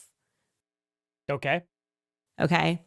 So that's interesting that company gets formed as Erica. Yeah, I checked it before. I just like to give people some reminders here. But yeah, it's definitely before. I got the date somewhere locked away in my head here. Starts dating Charlie. That company is formed. And these people know each other. These people all know each other. It's her one blind spot. She just can't, that's her one category if she can't remember. Yeah, but they already met at Trump's first rally. So she knew the guy before that. Yes. We've established that. And Erica established that she knew these people before she got with Charlie. How she knows Tyler Boyer, even though he is in business with her mother and has her behind Trump in 2015. It is my personal opinion that a deal was done. When I look at the evidence, when I look at everything I'm looking at, when I see how duplicitous she was, and I know that Charlie did not know these things because I was there. I was the closest person to Charlie. I really doubt that. I super duper doubt that, Candace. You weren't with them long enough. You weren't in business with Charlie long enough. You weren't there from the beginning. He started it in 2012. Like, I don't understand why you think you know more about this. While he was beginning to date Erica, okay? No one spent more time with him or spoke to him more. He did not know these things about Erica Kirk, or Erica Francevay, what's her name at the time. We had and more talking for Charlie. You know, the very thing she said just last video that is not good. You're sitting there speaking for Charlie yet again. Imagine that. No idea that she was telling people that she knew the people that were in Kanye's orbit when he sent that tweet out. Something is not right. We all know something is not right. And I am just aghast at the people who are going to continue to pretend like all of this is perfect. He got that stinking bone again. Hold on one second.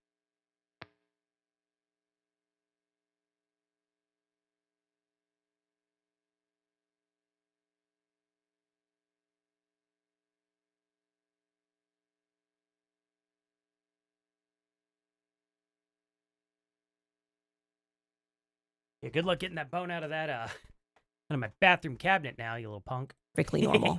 Anyway, we should take a brief pause before we continue. We'll be right back. Okay, well, I'm glad that was a whole bunch of nothing. What a waste of freaking time. /Owens. Okay. Hey, she said it, not me. No. So I absolutely have to comment on Matt Walsh for a tweet that he put out yesterday. Because I was like, question mark here. So he has very much been on the side of how dare you attack a grieving widow, kind of making claims that various data points being introduced, like, oh, Erica lied pathologically. Still hasn't shown a lie. There may have been this $1 billion motive to have Charlie Kirk killed, that Erica. Okay, well, you don't have any proof of that whatsoever. Lied about the fact that her husband texted multiple people the night before he said he feared he was going to be killed. You still haven't proven that. His overriding point is that these various points are not evidence, right? He better not get that out of my cabinet. That little punk, he knows how to open my door. He knows how to open the doors and stuff. It's freaking ridiculous. This dog is a nuisance when it comes to trying to keep him out. You know what I mean? He figures it. He just figures it out. Freaking German shepherds, you know? A widow is behaving, whether she's grieving correctly. These things cannot be introduced in court. And yet yesterday, he tweeted this regarding a murder that took place in Utah. I was just very interested. He wrote, and this is regarding Corey Richens, a New York Post article that said, grief author Corey Richens found guilty of fatally poisoning her husband for his $4 million estate. And Matt Walsh comments and writes, there's no good moral reason why she should not simply be taken outside the morning after her conviction and hanged. This woman has lost her right to exist. Yeah, I agree. Okay. And? Okay, that's strong words. So, yeah, I think murderers probably should just be taken off the planet. All right. And I'm pro capital punishment when it comes to that. You take someone's life or you do something to an innocent child. I don't care. I was just stunned by it because I have to assume he did exactly zero due diligence on this case, a case that I actually followed because it was completely nutty. Now, Hold on. Let me guess that somehow, Candace is going to defend the murderer. Hold on, right? I'm assuming he was not aware that after Corey Richens murdered her husband, fentanyl overdose, she at first played the role of a grieving widow for an entire year. She was not arrested, suspected in her husband's death initially at all because. And did you ever see what happened with the staircase? Y'all ever seen that whole thing where instead of being treated like a grieving widow, the guy was literally marched through prison for like 18 years before he was finally like, you know, they had his conviction overturned because they never had any proof that he had ever murdered his wife whatsoever. Have y'all ever seen that one? It's like one of the most famous documentaries of all time, probably on Netflix. And it's just, oh, you out of here, Bree? Well, have a good night. But yeah, anyway. Oh, thank you for being here, by the way. Oh, I see the previous message. You reached your limit of clownness. Yeah, absolutely. Hey, we only got a few minutes left of her. We only got a few minutes. I don't know. But yeah, I totally understand. You have a good night. But anyway, one of the most famous cases. This is what happens when you don't treat a grieving widow like a grieving widow. Because they didn't have proof, and they marched this dude through prison for 18 years. If Erica Kirk did this to her husband, I still would not opt out of treating her like a grieving widow right now because there's no proof that she did that. If proof were to come out that she had done that, I would agree as strongly what should happen to Erica Kirk is the same as this lady. And there's no way anybody else would disagree with that.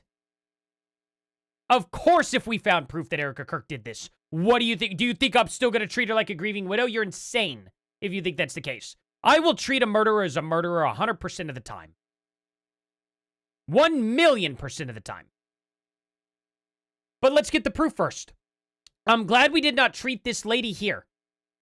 Whatever. Right here. I'm glad we did not treat this lady that she's talking about like a murderer when there was no evidence that she was a murderer.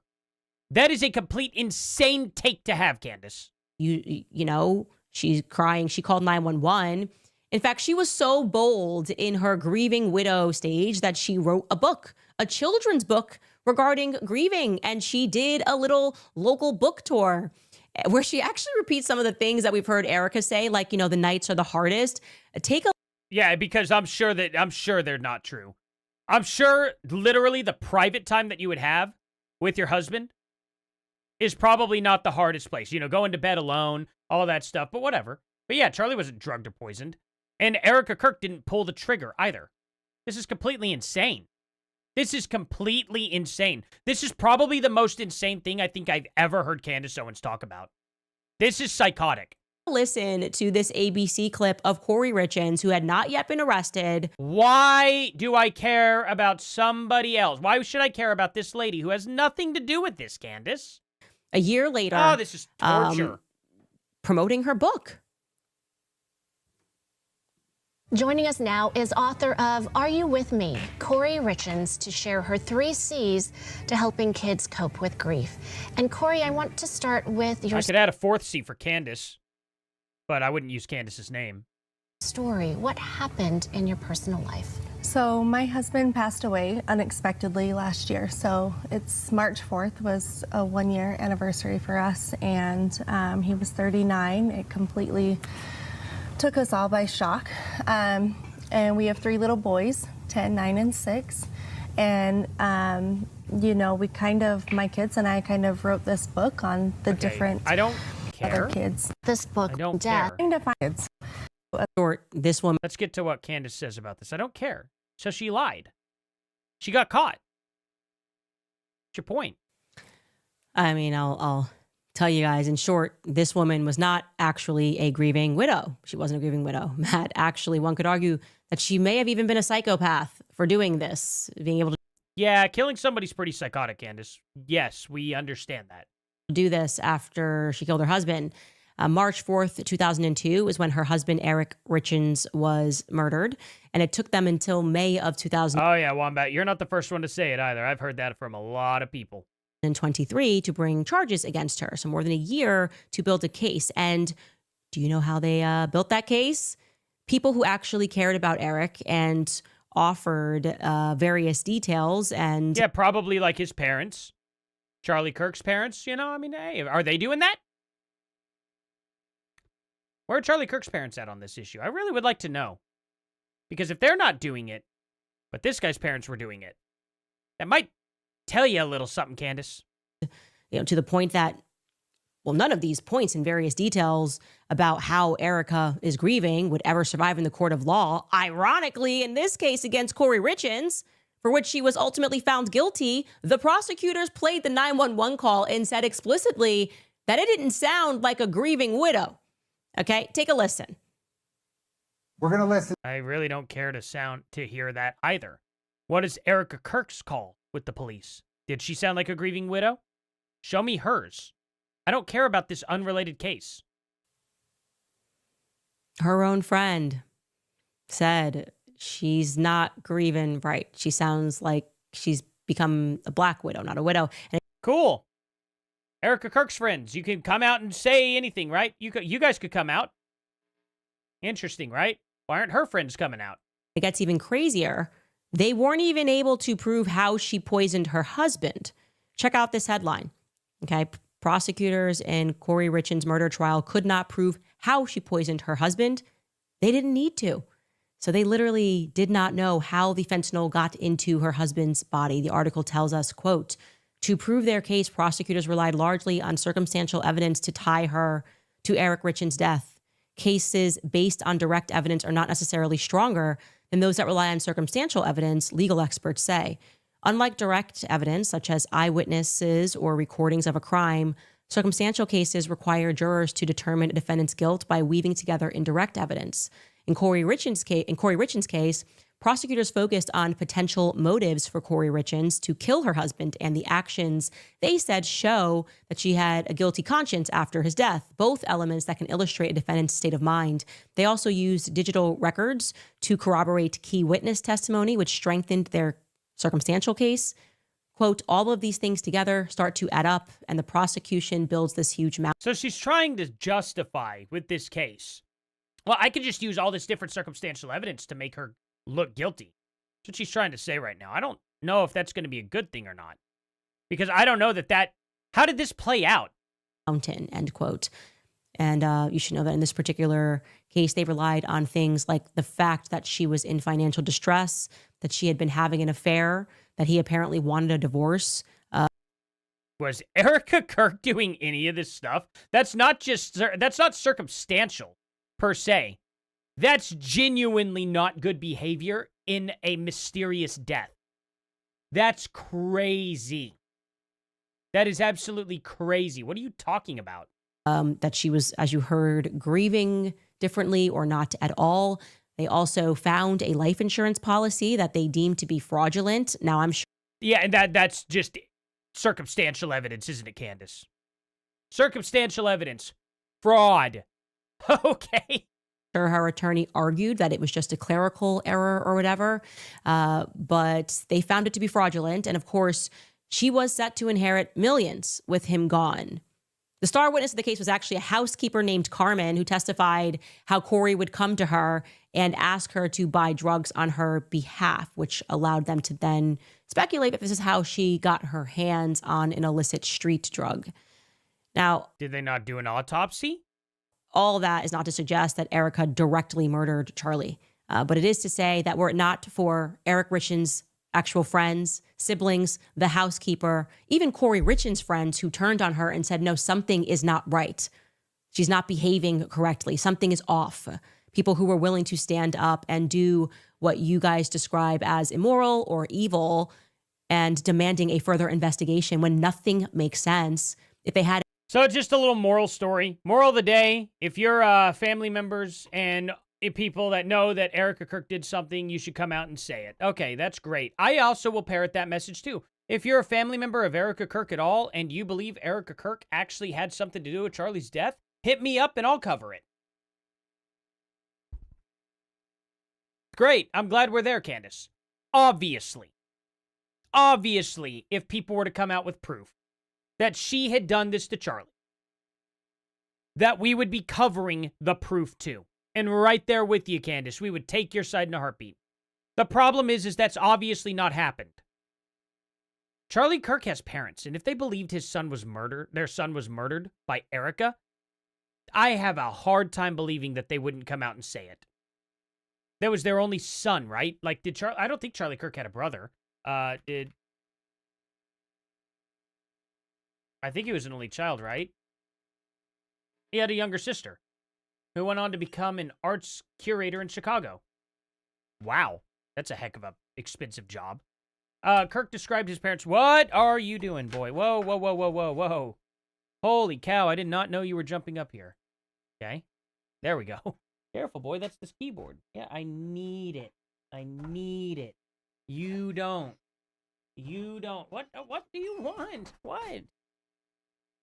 Hadn't compiled those other facts were it not for their willingness to show text messages, private correspondences from Eric, showing those messages to the public, to the investigative team, and to refuse some foregone conclusion that spouses simply would never have a hand in the murder of one another, which actually flies in the face of reality. I'll get it.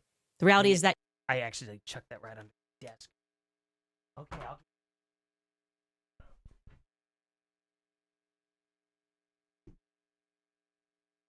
he's gonna shred that up in a few, no doubt about it. You gotta. You're most likely to be murdered by someone you know. That's just a fact of life. Yeah, that's a statistical fact. That's correct. Thank you. But were it not for those people who did not accept the narrative of his accidental ingestion of fentanyl, Corey Richens, the woman that you believe should be hanged for poisoning her husband on the basis of circumstantial evidence, would probably today be considered a brave single mother trying to clean up the mess left behind by her husband's untimely death. And so what I would say is here is... Oh, by the way, if you guys are new here, I haven't asked this at all today, but if you all are new here, please hit that subscribe button and that like button. Thank you all so much. What I know, grieving widows do not lie about threats that their husbands were facing the night before their death. Prove it. They don't lie about that stuff. Prove it happened. Grieving widows do not make up quotations that the surgeon never said about a Superman neck to manage PR, least of all on... Erica Kirk never made that claim, and you have never proven it. Look at that. That's a heck of a face right there. There we go. That's what we're looking for. Yeah. I like that. The day that they're burying their husbands. I know enough to know that those things simply don't make sense, and I refuse to pretend otherwise. So since you are now in the habit of calling people out publicly for caring, I thought that I should respond and encourage those people to keep going. It's okay if you get some things wrong, but keep going. Go Max. Do it for... It's okay if you put out false information. It's okay. There's nothing wrong. We don't mind anybody putting out false information about Erica Kirk. It's totally okay. That's what Candace just said. Charlie, believe me when I say that Charlie would want you guys to. We'll be right back after a break. Okay. We'll go through her comments here. That'll be funny. .com/Candace. All right, you guys, top comments from our episode yesterday. Biggest donor from yesterday. This was $1,000. Number one, Probably. I loved this. Someone wrote, so we are not supposed to attack Erica Kirk because she's a widow, but even though Joe Kent is a widow, we can attack him because he is anti-war. Got it. Or, maybe it's probably because his wife, gets paid by Iran. But whatever, don't look at those details. Look, I don't write the rules, but yeah, they are this ridiculous. Just make them up as they go along. And Lady Ray Perland writes, the notion of being called a Nazi because you don't want to go to war is wild. Yeah, Nazi just has no meaning. It's like, just everybody. Look, I'm not going to lie. Calling the guy a Nazi was a stupid thing to do. It wasn't a good thing to do at all. I don't think it does any good to call people that unless they are literally marching, full arm extended. You know what I'm talking about. People like Nick Fuentes, though, I would count them as an actual Nazi to an nth degree for the most part. Like, that dude, 100% fed, 100% always vote Democrat, just like Richard Spencer. It's crazy. Those leftists, or those extreme right-wingers that are supposedly right-wing, always want you to vote Democrat in the end. It's funny how they always do that. Look at what happened. Look at how Richard Spencer just killed his career and all. Nick Fuentes is finding out the hard way, too, I think. I think Nick Fuentes coming out and saying vote Democrat has absolutely hurt him. Probably more than anything he's ever done. Okay, we're all Nazis. Okay, cool. Give us our Hugo Boss. Like, it's just so ridiculous. Nazi. It has no meaning. It doesn't land. Nobody cares anymore. Like, there is just no appetite for being shocked when someone is called a Nazi anymore. Also, jumping into comments for this episode, actually, I do want to shout out some people. I want to say that this series has been made possible by just so many people around the world that have given us little tidbits, people online who have similarly been fighting for justice for Charlie. And all of these small accounts, I just feel like they're never going to get a ton of credit for the things that they have done and how they have assisted various. Nick Fuentes, he won't debate. He won't talk to me. There's no doubt about it. The moment I would bring up the whole January 6th and him encouraging people to go break down the barriers and storm the Capitol, and then Owen Schroyer gets arrested for telling people to not do that. Yeah, I don't think he would have an answer. I don't think he'd have an answer for it at all. He would literally cave under Ray Epps, and that's exactly what it would go down. No doubt about it. Things. So today I just wanted to shout out, and I should be doing more shout outs, but _ Lynn's Mac on Twitter goes by Real Truth, Real Justice. I just wanted to shout her out in particular for the hashtag Justice for Charlie. There are so many accounts that are like this, and Lynn's Mac is a real one.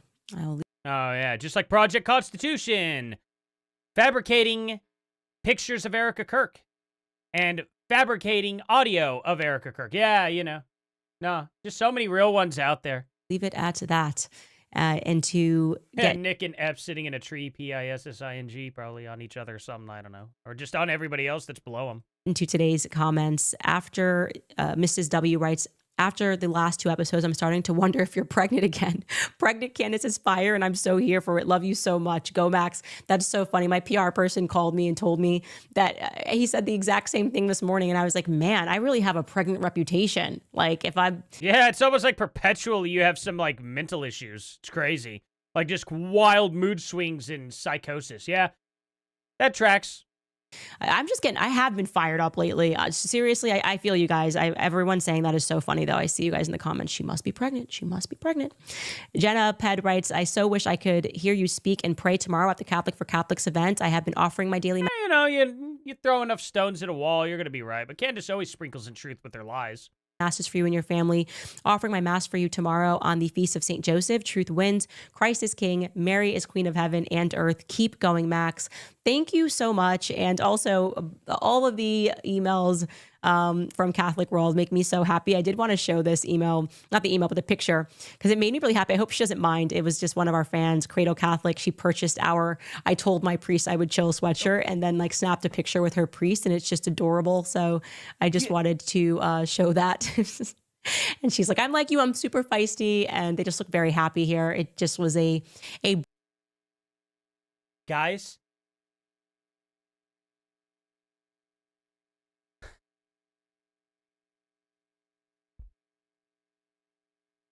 All right. Okay. I am in shock right now. He had to have gotten on the toilet to have gotten this. Because it was on the top shelf. Now, it's not that high up, but it does have a door, and I didn't think he would go and do that. I'll be right back, because this is now going... This is going... Where am I going to put this?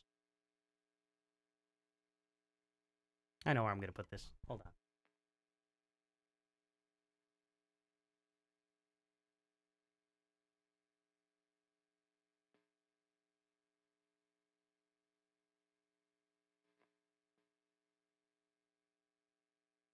All right.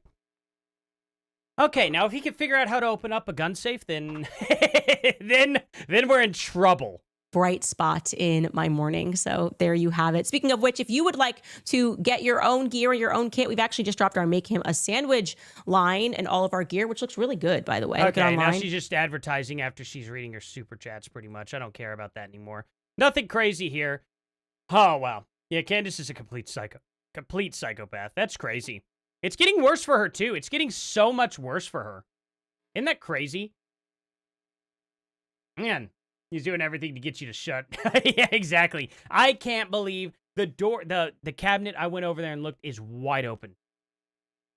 It is unbelievable he got that. This freaking dog. I mean, it's not the craziest thing for him to open up a cabinet when he can open up doors, but oh, man, did I not expect him to figure out where that was. That is crazy. What a freaking crazy dog. But anyway, Joe Kent, yep, follows Project Constitution. Oh, I should have done it like this. Should have done that, you know. Let's see. Oop, what the heck? Why did I type in brief whenever I hit paste? There we go. Massive scandal and cover-up. Melinda Rogers, Biden DOJ chief information officer, oversees deal to integrate Microsoft Cloud into sensitive government systems. Ooh. Oh, that's pretty neat. Alrighty. Just looking at a couple things here. One on breaking. Former U.S. counterterrorism chief Joe Kent, who just resigned just a couple days ago after his wife was exposed by Laura Loomer for working with Marxist, claims to Tucker Carlson that Iran was not close to developing a nuke. I wonder what proof he has. That's been in place since 2000. You know? We're on Iran, so why would he know? Crazy people.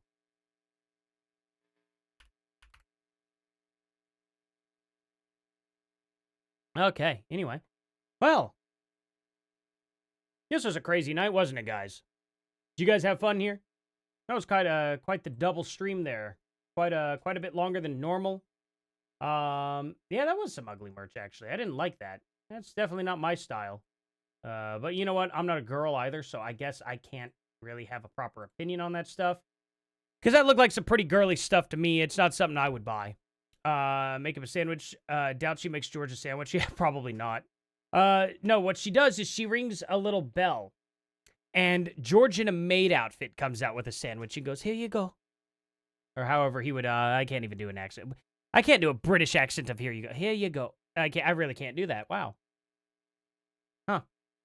Well, however, the fruitiest way you could imagine, though, is how it's going down. If it's not quite as fruity as you think you can make it fruitier. Because I guarantee you couldn't make it fruitier than his situation. But anyway, someone on a live stream said Joe Kent looks like Uncle Lewis on Christmas Vacation. He kind of does. Wow. Wow. That is like my in-laws' favorite movie to watch on Christmas, for sure. Crazy. Crazy. It's a popular one. World Happiness Rankings. Iceland. Meh. They get a little happier every now and then. Okay. Israel. Okay. Australia. Yeah, poor Australia. Costa Rica's going up pretty good. It looks like they're good on them. Oh, good job. Dang. Well, I wonder where we're at on this. There we go. President Trump and his allies are attacking news organizations for their coverage of the Iran war. You know, is it at all out of Trump's character to call out fake news? Just out of curiosity? Is that a weird thing? Surely, man, Trump calling out the news? Oh, man. Poor Trump. Oh, God. Or no, not poor Trump. Poor news outlets. They never would have saw it coming. They never would have saw it coming. Oh, wow. They deal with our fake news. Why is it so weirdly noisy? Oh, Anna, sorry you didn't make your goal ears a little like, oh, don't worry about that. I just used the tools. Oh, wait. Excuse me. Sorry about that.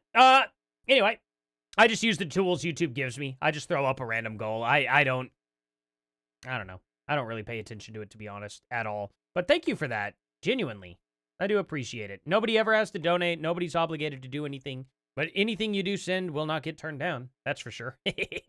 Ah, man. But anyway, yeah, I don't ask for donations. I'm not going to advertise unless something crazy happens. Like, unless I get some sort of cool advertiser that you guys would be cool with. Maybe we'd go that route. I'd like to vet you guys first if ever there was something like that, but it has to be something I like. I will not ever advertise a single thing on this channel. I'm just not one of those guys who would put something out there like, oh, how would I put it? What's a good ad? What's a popular ad these days? I try to avoid ads is all that I could. Like skincare. Like if some skincare thing came out, right? If there was like some skincare thing, obviously I'm not going to do that. I'm not going to use that. But then if you see me advertising something like that, it's BS. It's absolute BS, and I'm just shilling. That's what that would be. You know what I mean? Frankleberry, holy crap. Thank you, dude. $50. Like, you guys are too nice. Seriously. Seriously, you all are so nice. Anna, Frankleberry. I was just going to call you straight up Franklin. Man, you guys are really, really nice. Thank you, guys. That's amazing. Like, seriously, thank you. Like, I'll thank all you guys also at the end of this, too, before I close out. I always do that. Because, you know, respect. You know? Absolutely. You guys are amazing. But, Abbott Elementary, why is that? That sounds awful. I don't want to see why this is trending. It's either going to be a trans or some, like, Durka something, probably. Abbott Elementary. Oh, okay, it's a show. Oh, it always stresses me out when I see any elementary trending. I'm like, great, it's the worst case scenario. You know what I mean? Oh, but wait. What happened though? Was that a tragedy for her, actually? I don't want to be rude about that. Are not a dead issue in America right now. Citing an uptick in women of color contracting disease. I know a dude who's actually not recently, but he's contracted it and it's changed his life. He's actually quite a famous person. And I need to check in with him. You know, I'm going to shoot him a message now. I haven't checked in with him in a while. And I feel bad about that. I've just been busy. You know? Let's see. Man, I'll do it later. I don't want to do it right in the middle of this. I'll do it after the stream, but I'm gonna absolutely do this. Joy, oh man, thank you. It's a cool community. I love the community here. I love you guys. Y'all are amazing. Hey guys, how about this? So I'm gonna tell you, I went ahead and I got myself verified on X. Okay, because X is a really good place to actually reach out to people and everything. It's got a lot of great people on it. X is a garbage platform though. I had to call my bank and get it completely and totally, like, nullified on my old account. Because they kept charging my old account and I couldn't set it up with this.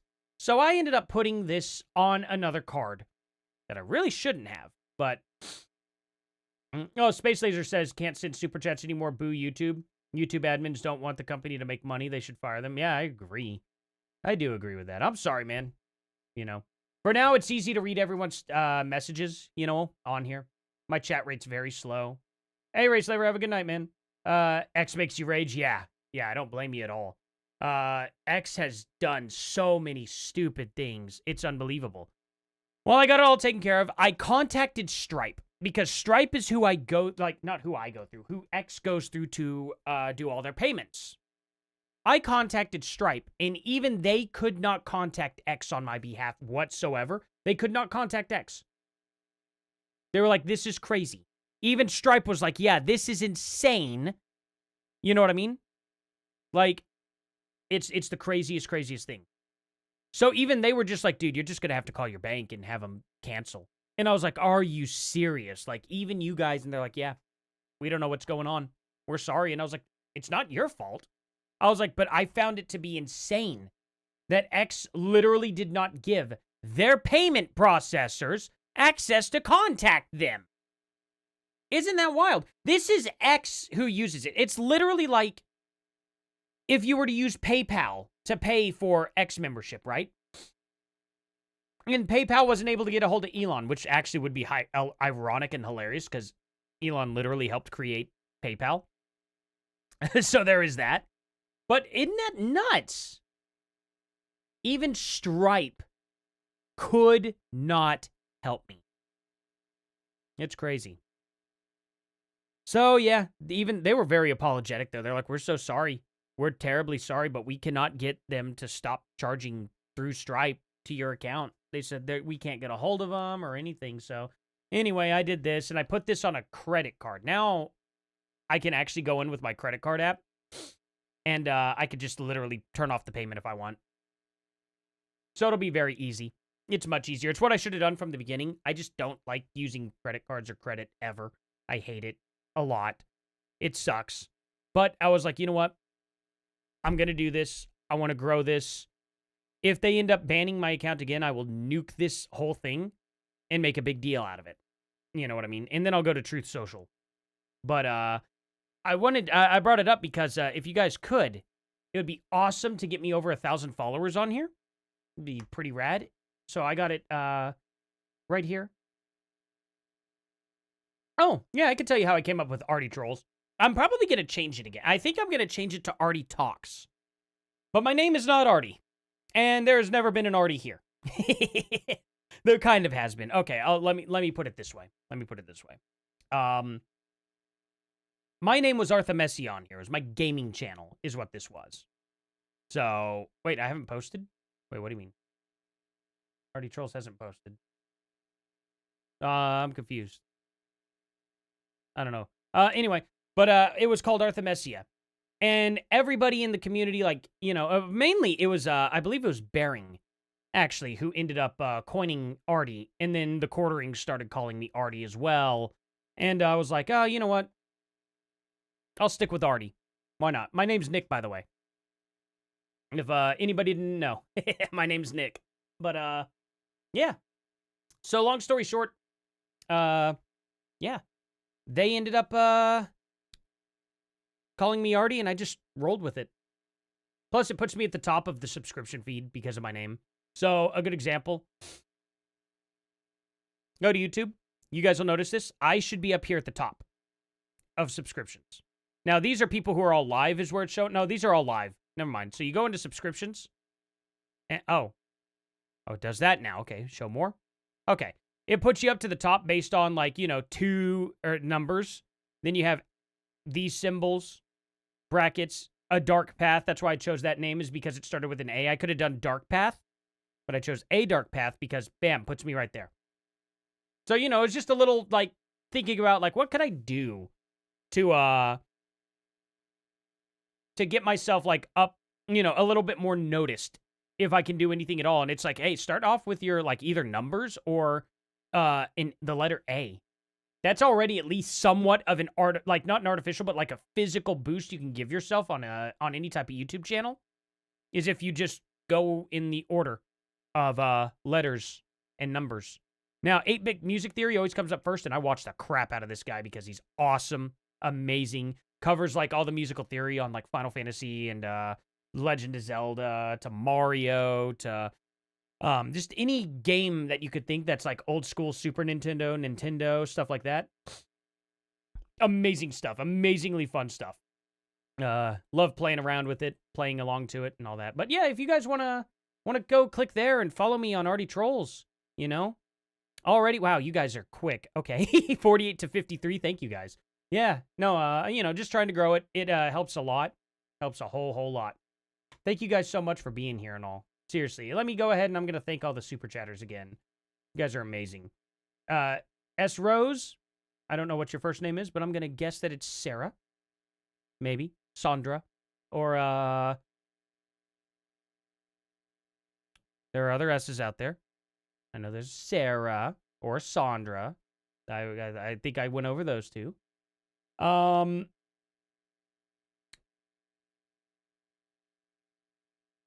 I cannot think of any other S names are you kidding me? There's like 1,000 of them. Okay. Anna, thank you so much. Diana, Frankelberry. You guys are awesome. Everyone else in here, everybody else in here, you guys are freaking amazing. Oh, that's why in the phone book there would be an A1 plumber or whatever. Yeah. There's always an A1 plumbing or, 1A or something like that. Yeah. That makes sense. I guess again, Artie Charles hasn't posted because I'm not logged into X. Wait. For real? It shows that I don't. That's weird. X was down today. X might be having problems. They were down. Oh, man. What a mess. This is what I'm pushing off on you guys. Hey, come join this platform that crashes and, treats their creators like crap. I guess not their actual top creators, obviously. Who treats their top creators like crap? Nobody. And it is hot up here. Oh, my gosh. But yeah. I guess, yeah. Oh, that's crazy. Let's see. Part of the block Candace train? Yeah. I don't know. It's never a good idea to, take your enemies out of your sight, I guess. And I think Candace is a genuine enemy of America. I think she hates America. I genuinely do. I think she's given enough information out about that. It shows 0 posts. That's so weird. Does it show replies or does it show at least my Candace Owens short? Been X from a couple of times. Yeah, I've been banned too. My last account that was banned was still getting premium taken out of my bank account. That's what I've been trying to fight forever. And even Stripe, the actual payment provider, was just like, yeah, we can't help you, man. We're sorry. They're like, this is crazy. They're like, we don't see this often. And I'm like, yeah, that sucks. And they're like, yeah, we, just cancel it through your bank. We're sorry, man. And I was like, it's not your fault. It's obviously X's fault, but it's crazy that X didn't even let Stripe contact him. Even Stripe can't get a hold of X. So it's like, that's not good. I'm doing your best to get her to block me. Hey, me too. Me too. Stacy. Duh. Yeah, there's a Stacy. Samantha. Yeah, you guys have been. I'm so dumb. Sammy. Let's see. Chantel. There are many, many, many S names. And for some reason, I can't think of any. Like, hardly at all. Isn't that wild? Spittoon. I can name objects. There we go. Space Lasers is a good one. That's a great name. None of my kids have S names, though. None of them. But, Trump official who resigned Joe Kent under FBI investigation. Is that what he's going to say? FBI. Oh, Paramount Tactical's live. Alrighty, guys. How about I send you all over to Paramount? You guys want to go over to Paramount when I get off here? I'm going to get off here in a few seconds. So, look at this. How long has he been on for? Country, or you're paid by the... that's what they do. Oh, he's been on for 3 hours, too. Shoot, he is on the same time as me. Okay. Dang it. Sorry, Gary. Oh, well. Oh, he's paused. We need to make sure that we stay within what we can see and the evidence. Send you guys and on don't over become there. what we hate. And that's just throw allegations because we feel them. All right? I'm just telling you that's my stuff. We're gonna harass this man. Okay. Make him out that he was. If he. I want everyone to go over to Paramount Tactical here. If you're not subscribed to him, subscribe. I bet every one of you all knows who this guy is, though. Obviously. You guys go right on over to Gary's channel there. Take that link. And I want to see you guys just harass the crap out of him. Go on there and we'll do something like Artie rules. Everyone say Artie rules. Yeah, just do that. Go on there and type that all in his chat. I'm going to send you guys over there. Definitely subscribe and like his video. I'm going to give his video right here a like. He deserves a like. This dude has done the best work, in my opinion. Is Jay Witt? Where's Jay Witt as well? Because I want you guys, I'm going to have to advertise Jay Witt out there because he is doing just fantastic work too. Is he live? Oh, Jay Witt's live. Why didn't I get a notification for this? I don't get any notifications from Jay Witt. It's irritating me. What the heck? But anyway, for now, we'll do it today. Tomorrow, I'm going to send you guys to Jay Witt. Okay. Unless you guys want to go there now, too. I mean, it's up to you guys. But, I don't know. I think it would just be funny to come over here and just harass the crap out of one of them. We'll do the same for Jay Witt tomorrow. 1,000,000%. I'm going to send you guys on over there. But for now, Paramount Tactical, go there, click subscribe to him, harass the crap out of him. Say Artie Rules the way I typed it, R-U-L-Z. You got to misspell it because it's a lot more intelligent that way. Thank you all so much for being here. Seriously, guys. You all are amazing. I'll see you guys here in the next one. Oh, wait. Before I do that, before I do my little sign out. Okay, there we go. See you guys here in the next one. Later.